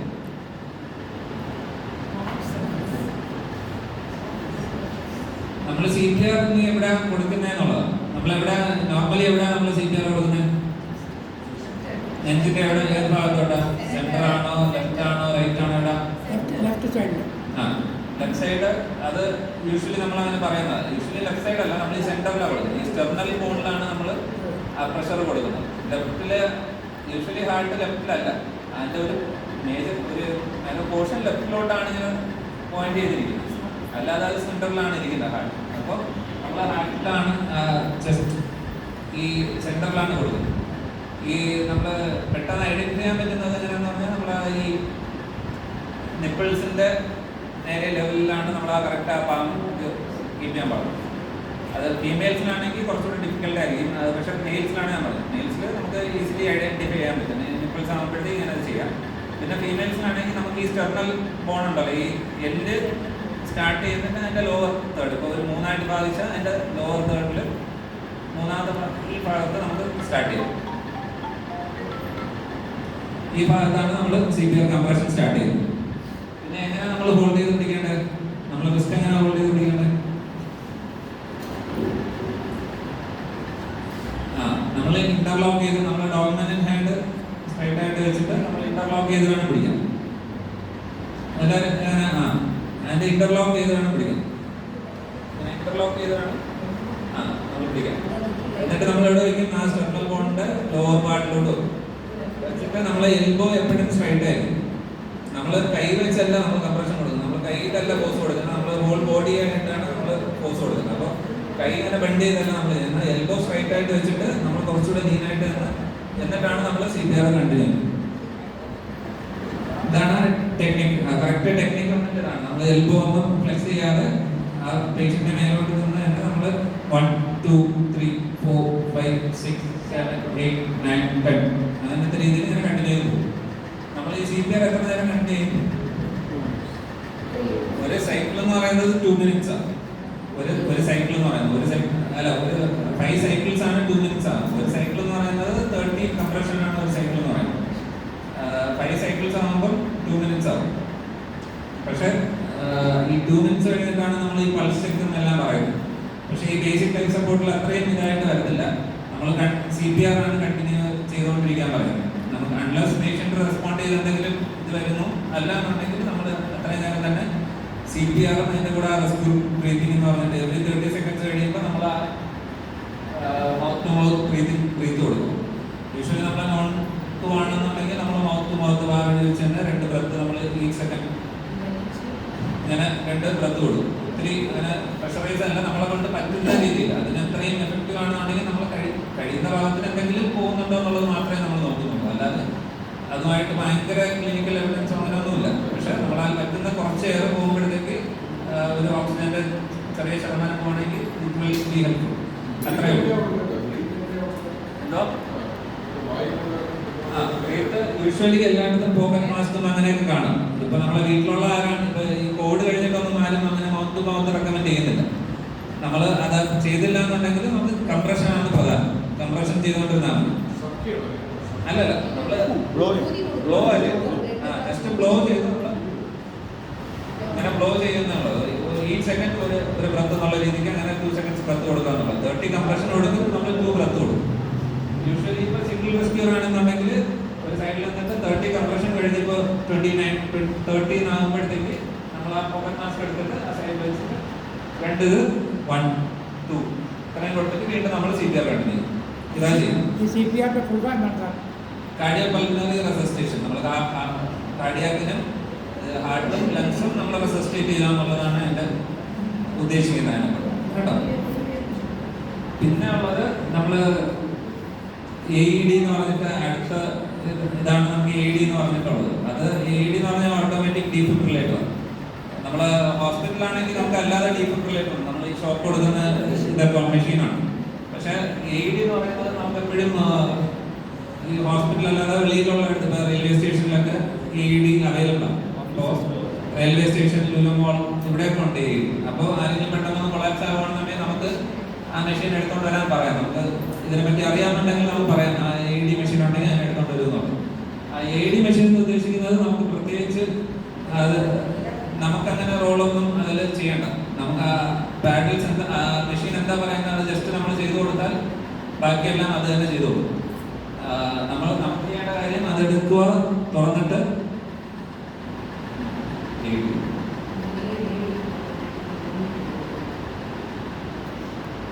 AED എന്ന് പറയുന്നത് ഈ മെഷീനാണ്.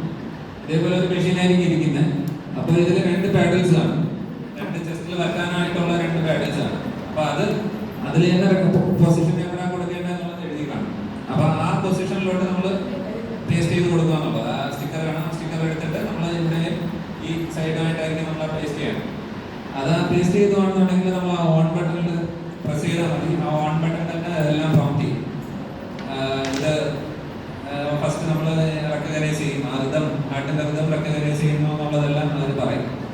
അനലൈസിങ് റിതം എന്ന് പറയുമ്പോഴത്തേക്ക് നമ്മൾ ആ CPR ആ സമയത്ത് ചെയ്യാതിരിക്കുക. നമ്മൾ സ്റ്റാൻഡ് ക്ലിയർ എന്ന് അത് തന്നെ റെക്കമെൻഡ് ചെയ്യും. സ്റ്റാൻഡ് ക്ലിയർ എന്ന് പറയുമ്പോൾ നമ്മൾ ആ CPR ചെയ്തുകൊണ്ടിരിക്കുമ്പോഴത്തേക്ക് മാറി കൊടുക്കും. അപ്പോൾ ആ റിതം അനലൈസ് ചെയ്യും. അത് 2 രീതിയിലുള്ള റിതമുണ്ട്, ഷോക്കബിൾ, നോൺ ഷോക്കബിൾ എന്ന് പറഞ്ഞാൽ. എന്നിട്ട് നമ്മളെടുത്ത് ആ റിതം അനലൈസ് ചെയ്തുകൊണ്ടത് ഒരു ഫ്യൂ സെക്കൻഡ്സ് എടുക്കത്തുള്ളൂ.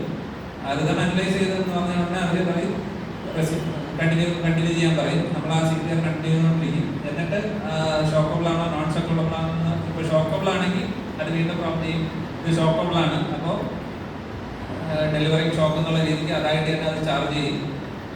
നമ്മളെടുത്ത് ആ സമയം ആ ഷോക്ക് ചെയ്യേണ്ട സമയം ആകുമ്പോഴത്തേക്ക് ഒരു ബീപ്പ് സൗണ്ട് വന്നിട്ട് സ്റ്റാൻഡ് ക്ലിയർ എന്നുള്ളത് അത് തന്നെ പറയും. ആ സമയത്ത് നമ്മൾ പേഷ്യൻറ്റിനെ തൊടാതെ സ്റ്റാൻഡ് ക്ലിയർ ചെയ്ത് കൊടുത്താൽ ഷോക്ക് ഡെലിവറി ഓട്ടോമാറ്റിക്കായിട്ട് ഷോക്ക് ഡെലിവറി ചെയ്യും. പിന്നീട് അത് തന്നെ പറയും റെസ്യൂം കംപ്രഷൻസ് എന്ന് പറയും. നമ്മൾ അതേപോലെ കംപ്രഷൻ കണ്ടിന്യൂ ചെയ്യും. അത് എന്നിട്ട് അത് 2 minutes കഴിയുമ്പോൾ വീണ്ടും അത് ഓട്ടോമാറ്റിക്കായിട്ട് വീണ്ടും അത് അനലൈസ് ചെയ്തിട്ട് ആ സമയം അത് നമുക്ക് സിംപ്ലസ് ആ റോൾ എന്താന്ന് പറഞ്ഞാൽ ജസ്റ്റ് സ്റ്റിക്ക് ചെയ്ത് വെച്ചിട്ട് ഓൺ ചെയ്യുമ്പോഴത്തേക്ക് ബാക്കി അതെന്താ പ്രോംപ്റ്റ് ചെയ്യുന്നത് അത് മാത്രം ചെയ്ത് കൊടുത്തുകൊണ്ടിരുന്നാൽ മതി. ബാക്കിയെല്ലാം നമ്മൾ CPR തന്നെ ഫോക്കസ് ചെയ്യും. ഇതാണ് AED കൊണ്ടുള്ള ഉപയോഗം. ഈ ഷോക്കബിൾ നോൺ ഷോക്കബിൾ അത് ഇപ്പോൾ ഹോസ്പിറ്റലിലാണെന്നുണ്ടെങ്കിൽ അത് നമ്മളാണ് ഡിസൈഡ് ചെയ്യും. ഇപ്പോൾ ഡോക്ടേഴ്സ് അവിടെ ആരാ ടീം ലീഡറുള്ളത്, ആരാ ഡോക്ടേഴ്സ് ഹാൻഡിൽ ചെയ്യുന്ന സിനാരിയോ അവരായിരിക്കും.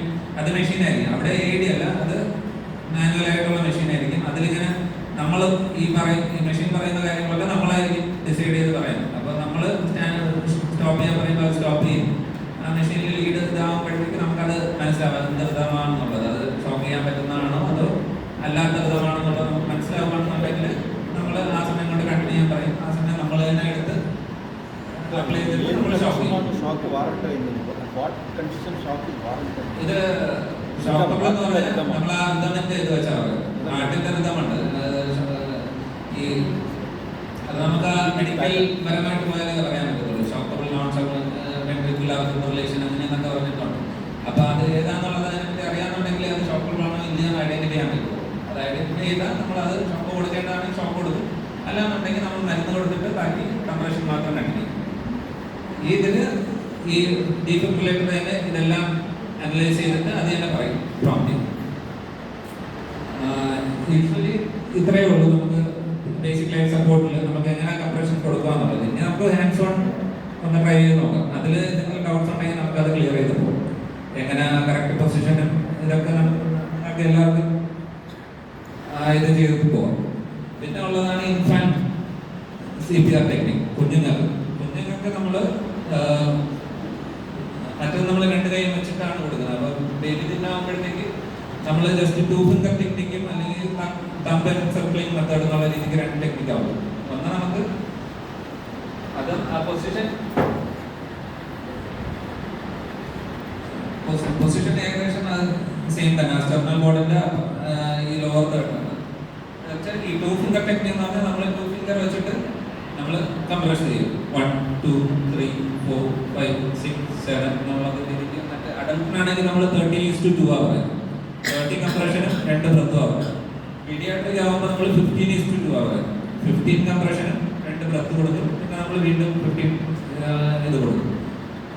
മറ്റൊന്ന് നമുക്ക് സർക്ലിംഗ് മെത്തേഡ് എന്ന് പറയുമ്പോൾ നമ്മൾ തമ്പ് ഇങ്ങനെ 2 തമ്പ് ഇങ്ങനെ വെച്ചിട്ട് ഇങ്ങനെ പ്രസ് ചെയ്യുന്നത് തമ്പ് സർക്ലിംഗ് മെത്തേഡ്.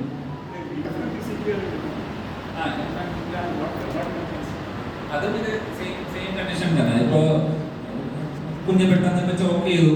മോസ്റ്റ് കോമൺ ഈ ഡെലിവറി സമയത്തൊക്കെ ആയിരിക്കും ഓക്സിജൻ ഇതും കുറവും അങ്ങനെയൊക്കെ വരും. യൂഷ്വലി അല്ലാതെ കുഞ്ഞുങ്ങൾ കാണുന്നത് നമ്മൾ ഈ ചോക്കിംഗ് ഒക്കെയാണ് മോസ്റ്റ് കോമൺ ആയിട്ട് കാണുന്നത്. പെട്ടെന്ന് ചോക്ക് ചെയ്തിട്ട് നമുക്കത് ഓബ്ജക്റ്റ് ഫോറിൻ ബോഡി പുറത്തോട്ട് എടുക്കാൻ പറ്റിയില്ല. അപ്പോഴത്തേക്ക് ശ്വാസം കിട്ടാതെ കൊളാപ്സ് ആകും. അങ്ങനത്തെ ഇതിലാണ് നമ്മൾ ഇൻഫാന്റിന് CPR ഇത് ചെയ്യുന്നത്. അല്ലാതെ വേറെ കണ്ടീഷനൊന്നും അങ്ങനെ അത്രയും പീഡിയാട്രിക് ഗ്രൂപ്പിൽ അങ്ങനെ വരാറില്ല. അതിന്റെ ടെക്നിക്കാണ് നമ്മൾ ജസ്റ്റ് ഇൻ കേസ് എന്തെങ്കിലും സിനാരിയോ ഉണ്ടായാൽ നമ്മൾ കൊടുക്കുക എന്നുള്ളത്. പിന്നെ എപ്പോൾ നമ്മൾ ടെർമിനേറ്റ് ചെയ്യുന്നത്, എപ്പോഴാണ് നമ്മൾ CPR സ്റ്റോപ്പ് ചെയ്യുന്നത്, എപ്പോൾ നമുക്ക് CPR സ്റ്റോപ്പ് ചെയ്യാൻ പറ്റും? ഹാർട്ട് ബീറ്റ് കറക്റ്റായിട്ട് വരുന്ന ആൾക്കാരെ നോക്കിയാണ്. ഹാർട്ട് ബീറ്റ് ഹാർട്ട് ബീറ്റ് തിരിച്ചു വരുന്നത്, ഐ മീൻ റെസ്പോണ്ട് ചെയ്യുന്ന. ഇപ്പോൾ നമ്മൾ കൊടുക്കുന്ന ആൾ പെട്ടെന്ന് റെസ്പോണ്ട് ചെയ്യുകയാണില്ല, എന്തെങ്കിലും ഒരു കൈയൊക്കെ അനക്കുവാണെന്നുണ്ടെങ്കിൽ നമുക്കൊന്ന് സ്റ്റോപ്പ് ചെയ്തൊന്ന് പൾസ് ഒന്നുകൂടെ ഒന്ന് ചെക്ക് ചെയ്ത് നോക്കാം, പൾസ് ഉണ്ടോ എന്താണെന്നുള്ളത്. അല്ലാത്ത പക്ഷം എന്ത് ചെയ്യും, ഒരു ആംബുലൻസ് ഒരു ഹെൽപ്പ് നമ്മൾ വിളിച്ചിട്ടുണ്ട്, ഹെൽപ്പ് വന്നാൽ നമ്മൾ അവർക്ക് ഹാൻഡ് ഓവർ ചെയ്യും, അവരങ്ങ് ടേക്ക് ഓവർ ചെയ്തോളും, ബാക്കി കാര്യങ്ങളൊക്കെ അവർ ചെയ്യും. അല്ലാത്ത പക്ഷം ഇപ്പോൾ നമ്മൾ ക്ഷീണിച്ച് പോയാൽ നമുക്ക് എന്ത് ചെയ്യാൻ പറ്റും? നമുക്കൊന്നും ചെയ്യാൻ പറ്റത്തില്ല. നമ്മളിപ്പോൾ ഒരു 2-3 പേരേ ഉള്ളൂ, ഹെൽപ്പൊന്നും വന്നില്ല, അല്ലെങ്കിൽ നമ്മൾ ഹെൽപ്പ് വിളിക്കാൻ മറന്നുപോയി. അപ്പോൾ നമ്മൾ ഒറ്റയ്ക്കായിരിക്കും. നമ്മൾ ചെയ്ത് നമ്മൾ തളർന്നു പോയാൽ പിന്നെ നമുക്ക് പറ്റത്തില്ല, അത് കണ്ടിന്യൂ ചെയ്യാനൊന്നും പറ്റത്തില്ല. നമുക്ക് ഇപ്പോൾ അതിൻ്റെ ലിമിറ്റേഷനും കാര്യങ്ങളൊക്കെ കാണും. അപ്പോൾ നമ്മൾ ടെർമിനേറ്റ് ചെയ്യും. അല്ലാത്ത പക്ഷം നമ്മൾ ഈ 3 കണ്ടീഷനിലാണ് നമ്മൾ ടെർമിനേറ്റ് ചെയ്തിട്ട് ഒന്ന് ഹാൻഡ് ഓവർ കൊടുക്കുക, അല്ലാത്ത പക്ഷം പേഷ്യൻ്റ് റെസ്പോണ്ട് ചെയ്ത് വരിക, അല്ലാന്നുണ്ടെങ്കിൽ നമ്മൾ ക്ഷീണിച്ച് പോകാന്നുള്ളത്.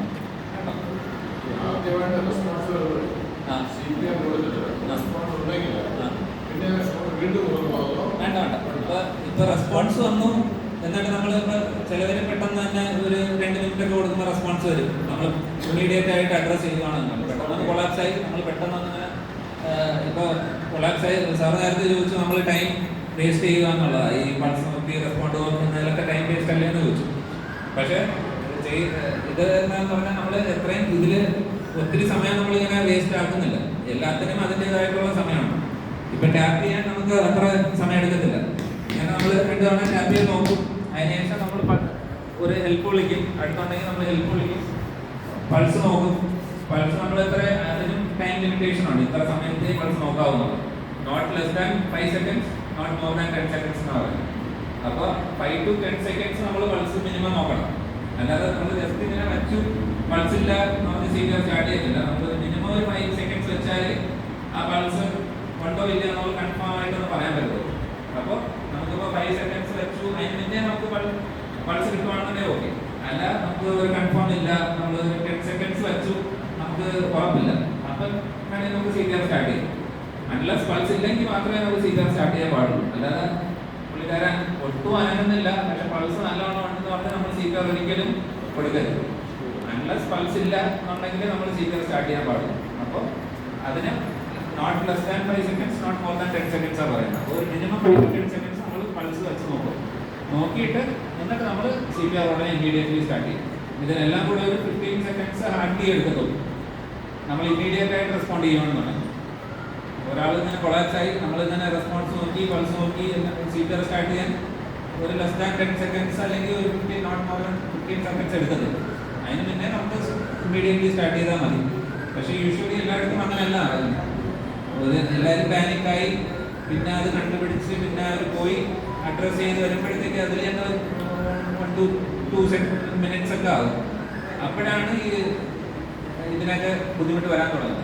നമ്മൾ ആ ബ്ലഡ് ഫ്ലോ ഇല്ലാതിരിക്കുമ്പോഴത്തേക്ക് നമ്മൾ ലങ്സും ഹാർട്ടും ബ്രെയിനും എല്ലാം അഫക്റ്റ് ആവുന്നത് ഈ മിനിറ്റ് പോകുന്നത്. ഒരു 15 seconds എത്ര ഇമ്മീഡിയറ്റ് വിട്ടത് അത്രയും.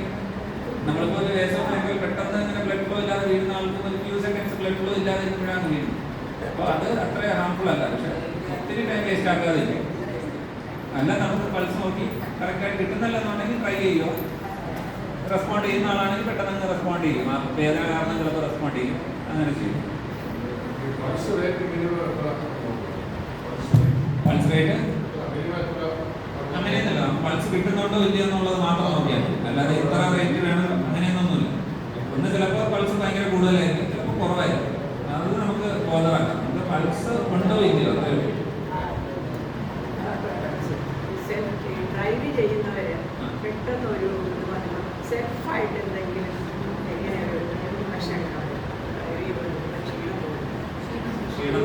CPR ഇല്ല വേറെ എന്തെങ്കിലും അപ്പൊ എന്ത് ചെയ്യണം? One driver was driving the bus. Immediately he collapsed. But the conductor came and he saved the vehicle and passengers. It was not a matter of driver collapsed the vehicle. തനിയെ driving പെട്ടെന്നൊരു ക്ഷീണം സെൽഫായിട്ട് എന്തെങ്കിലും പെട്ടെന്നൊരു ക്ഷീണം വന്നാൽ എന്ത് ചെയ്യാൻ പറ്റുന്നു? ഒറ്റയ്ക്ക് ഡ്രൈവ് ചെയ്യുമ്പോഴത്തേക്ക് അല്ല ഡ്രൈവ് ചെയ്യുമ്പോൾ നമുക്ക് ക്ഷീണം വരുവാണെന്നുണ്ടെങ്കിൽ നമ്മൾ ഉടനെ ഇമ്മീഡിയറ്റ്ലി വെഹിക്കിൾ ഒന്ന് സൈഡിലോട്ട് പാർക്ക് ചെയ്തോട്ട് സ്റ്റോപ്പ് ചെയ്യുക എന്നുള്ളതാണ് ഇമ്മീഡിയറ്റ്ലി ചെയ്യേണ്ടത്.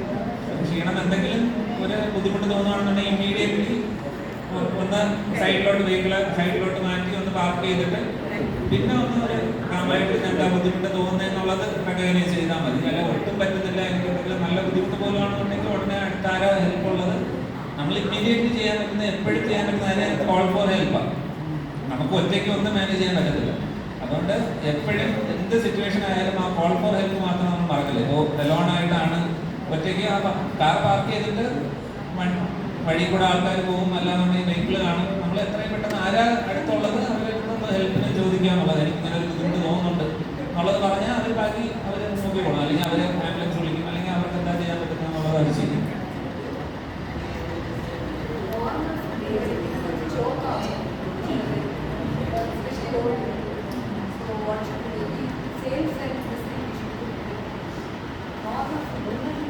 ഇപ്പോൾ ഈ നോർമൽ ഫുഡ് കഴിക്കുമ്പോഴത്തേക്ക് ഈ ബെഡ് റിഡൻ അങ്ങനത്തെ ആൾക്കാർക്കൊക്കെയാണ്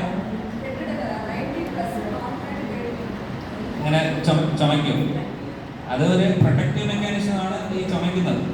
നമ്മൾ എന്തെങ്കിലും കറക്റ്റായിട്ട് വയറ്റിലല്ല പോകാതെ ലങ്സിലോട്ട് പോകുമ്പോഴേ ഓൾറെഡി പീപ്പിളിന് കറക്റ്റായിട്ട് ആ സോളോ ചെയ്ത് ഇറക്കാനുള്ള ബുദ്ധിമുട്ട് കാരണമാണ് ഈ ഷോക്ക് ചെയ്യുന്നത്. അപ്പോൾ അതിൻ്റെ ഒരു പ്രൊട്ടക്റ്റീവ് മെക്കാനിസം പോലെയാണ് ഈ ചുമ വരുന്നത്.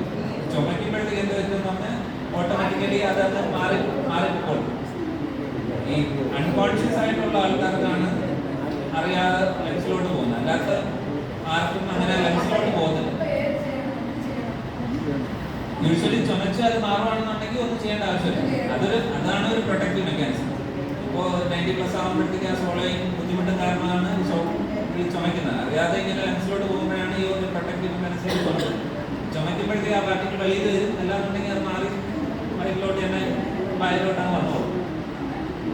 അൺലെസ് അതങ്ങ് പോയി ശ്വാസം കിട്ടാതെ ഈ ബുദ്ധിമുട്ട് വരുവാണെന്നുണ്ടെങ്കിൽ മാത്രമേ ഒട്ടും ശ്വാസം എടുക്കാൻ പറ്റുന്നില്ല എന്നുണ്ടെങ്കിൽ അച്ഛൻ റെസ്പോണ്ട് ചെയ്യുന്നില്ല, ശ്വാസം എടുക്കാൻ പറ്റുന്നില്ല എന്നുണ്ടെങ്കിൽ നമ്മൾ ആ മാനുവർ ചെയ്യാറ്. അല്ല ചുമച്ച് അടുത്ത അച്ഛൻ നോർമലായിട്ട് സംസാരിക്കുന്നു എന്നുണ്ടെങ്കിൽ ഒന്നും ചെയ്യേണ്ട ആവശ്യമില്ല. ആ യൂണിവേഴ്സൽ ആ ചോക്കിംഗ് സൈൻ ഉണ്ടല്ലോ, ആ സൈൻ കാണിക്കണമെന്നുണ്ടെങ്കിൽ മാത്രം നമ്മൾ ആ മാനുവർ ചെയ്താൽ മതി. ഹാൻഡ്സ് ഓൺ ചെയ്യുന്നത് ഹാൻഡ്സ് ഓൺ ആണെങ്കിൽ ഹാൻഡ്സ് ഓൺ ചെയ്താൽ അതിനിടയിൽ കൂടെ എന്തെങ്കിലും ഡൗട്ട് ഉണ്ടെങ്കിൽ അത് ക്ലിയർ ചെയ്തു.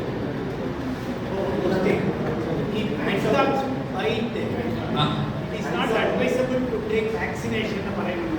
ഏതിനാ? Pet dogs bite. അല്ല, എല്ലാം അങ്ങനെ ഒരു ഇതും പറയുന്നില്ല. മെഡിക്കലിൽ അങ്ങനെ റെക്കമെൻഡേഷൻ ഒന്നുമില്ല, സ്റ്റഡിയിലൊന്നും അങ്ങനെയില്ല. എല്ലാവർക്കും വാക്സിനേഷൻ എടുക്കണമെന്ന് ഞാൻ 100% പറയും. അല്ലാതെ എന്തെങ്കിലും വീഡിയോസ് ആയിരിക്കും മിക്കവാറും. അല്ലാതെ നമുക്ക് വീട്ടിലുള്ള പെറ്റായാലും എന്തായാലും നമ്മളെ സേഫ്റ്റി പർപ്പസ് എന്തായാലും 100% വാക്സിനേഷൻ എടുക്കും.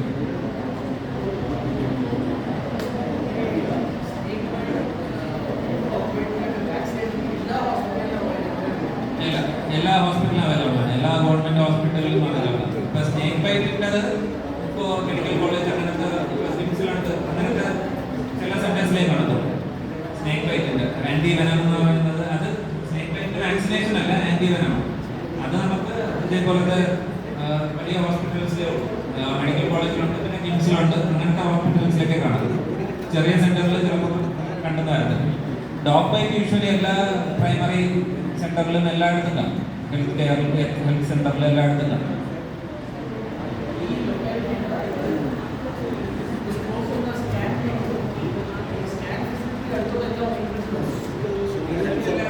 എല്ലാ ഹോസ്പിറ്റൽസിലും ഉണ്ട്. പനന്തപുരി, കിംസ്, ബാക്കി SP ഫോർട്ട് എല്ലായിടത്തും ഉണ്ട്.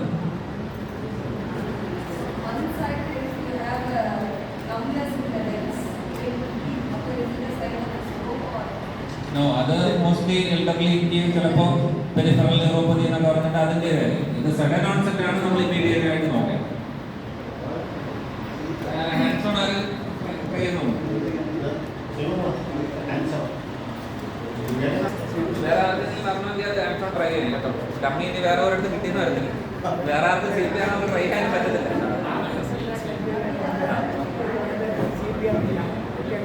നെഞ്ചുവേദന വരുന്ന കണ്ടീഷനിൽ നമ്മൾ സിക്കർ ചെയ്യത്തില്ല. നെഞ്ചുവേദന കൊളാപ്സ് ആയി വീഴുന്നു, പൾസില്ല എന്നുണ്ടെങ്കിൽ മാത്രമേ നമ്മൾ സീറ്റ് അറിയത്തുള്ളൂ. നെഞ്ചുവേദന വരുന്നത് ഹാർട്ട് അറ്റാക്കോ അല്ലെങ്കിൽ വേറെ എന്തെങ്കിലും കാരണം അതിന് നമ്മൾ സീറ്റ് അറിയാം. ഇല്ല, നമുക്ക് അൺലെസ് ഇതിൽ പറഞ്ഞ പോലെ പൾസില്ല, കോൺഷ്യസ്നസ് ഇല്ല, മാത്രമേ സീറ്റ് അറിയാം. എൻ്റെ ബൈപ്പാസ് ചെയ്ത ആൾക്കാർ പെട്ടെന്നൊരു നെഞ്ചുവേദന വരുവാണെന്നുണ്ടെങ്കിൽ ഇമ്മീഡിയറ്റ് ഹോസ്പിറ്റലിൽ കൊണ്ടുപോയി PCG ഒക്കെ എടുത്ത് നോക്കിയിട്ട് എന്താ ചെയ്യേണ്ടതെന്നുള്ളത്.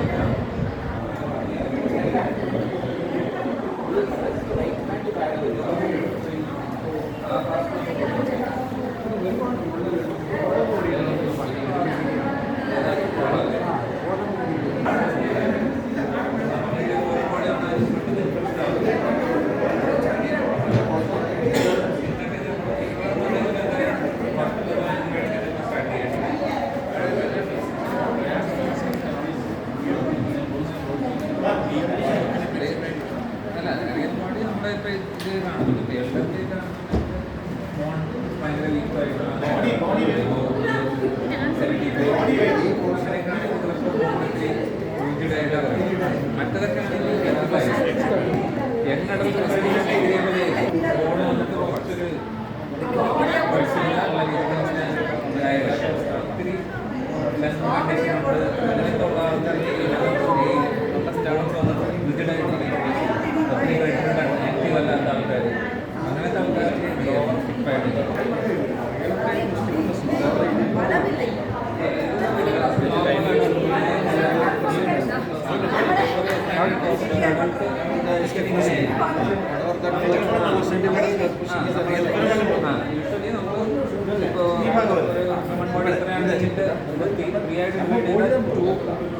അകത്തോട്ട് പോകണം.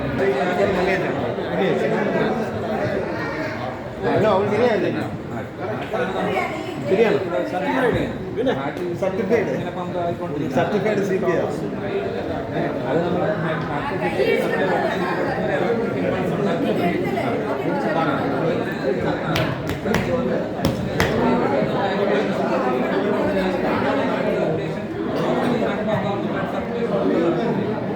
ആർട്ടിഫിഷ്യലി ഇതിനിങ്ങനെ വെളിയിൽ കൊടുക്കുക, ഇവിടെ വെച്ച് പമ്പ് ചെയ്ത് കൊടുക്കുക.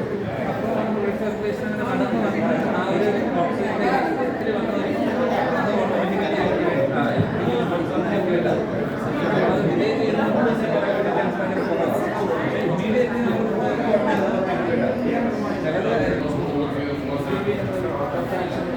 Treasurer Sri Padmanabhan to give a vote of thanks, and once again on behalf of Beltani Usaba, Kerala Brahmana Sabha, we thank Raj and Dr. Gokul. So it was a nice session. As a conclusion, I invite Sri Padmanabhan, Treasurer Beltani Usaba, to give vote of thanks.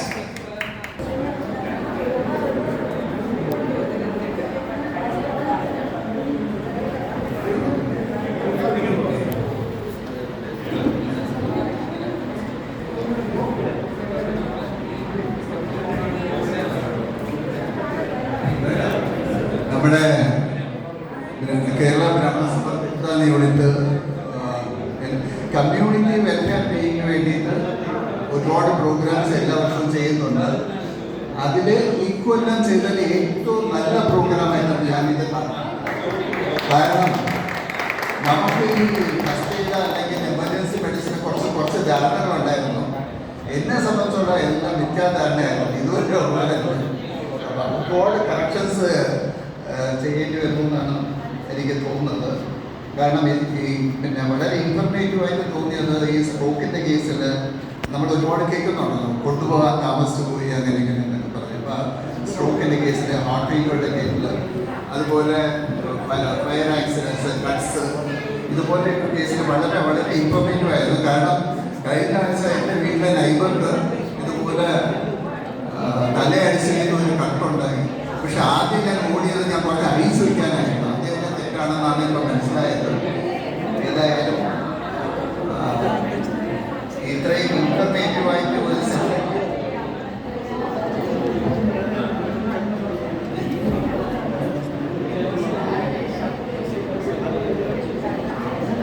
എല്ലാ വർഷവും കുറേ ഈ community welfare programmes conduct ചെയ്യാറുണ്ട്.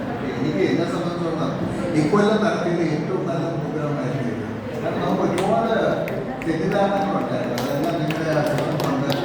And also ഈ ഓരോ service പോലെയാണ് നിങ്ങൾ ചെയ്യുന്നത്, not for any fees or something. അപ്പോൾ ആദ്യം പറയേണ്ടത് വാസുദേവ ശർമ്മ സാറിന് വേണ്ടിയാണ്. കാരണം പുള്ളിയാണ് നിങ്ങളുടെ ഇതിനൊരു ടീം ഉണ്ടെന്നും പരിചയപ്പെട്ട് തരികയും പിന്നെ ഞങ്ങൾ മീറ്റിംഗിൽ ഡിസ്കസ് ചെയ്ത് നിങ്ങളെ ക്ഷണിക്കാനായിട്ട് തീരുമാനിച്ചു. ഏതായാലും it was A very very effective session. So on behalf of the Kerala ബ്രാഹ്മണ സഭ I wish you, I mean, I thank you so much. Dr. Gokul, emergency medicine.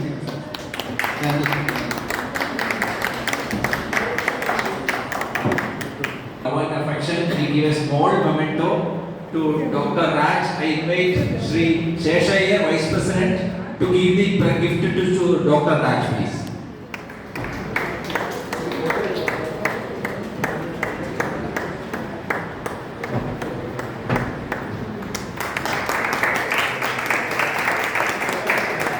I invite Sri SHS Sharma, Vice President, Joint Secretary, to give a small token of love and affection to Dr. Gokul.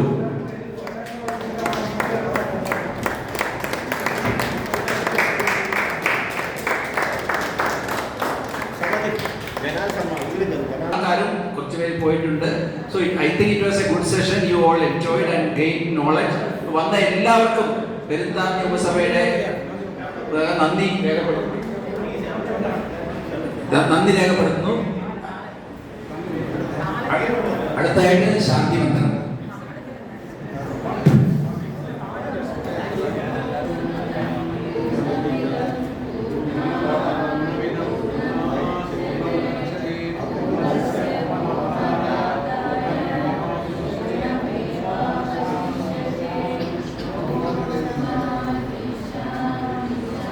Last but not least, നല്ലൊരു hall arrange ചെയ്ത് അതിന്റെ projector, sound system എല്ലാം തന്നെ മിത്രാധികാരൻ city centre ഭാരവാഹികൾക്കും ഞങ്ങൾ നന്ദി അറിയിച്ചു. Thank you.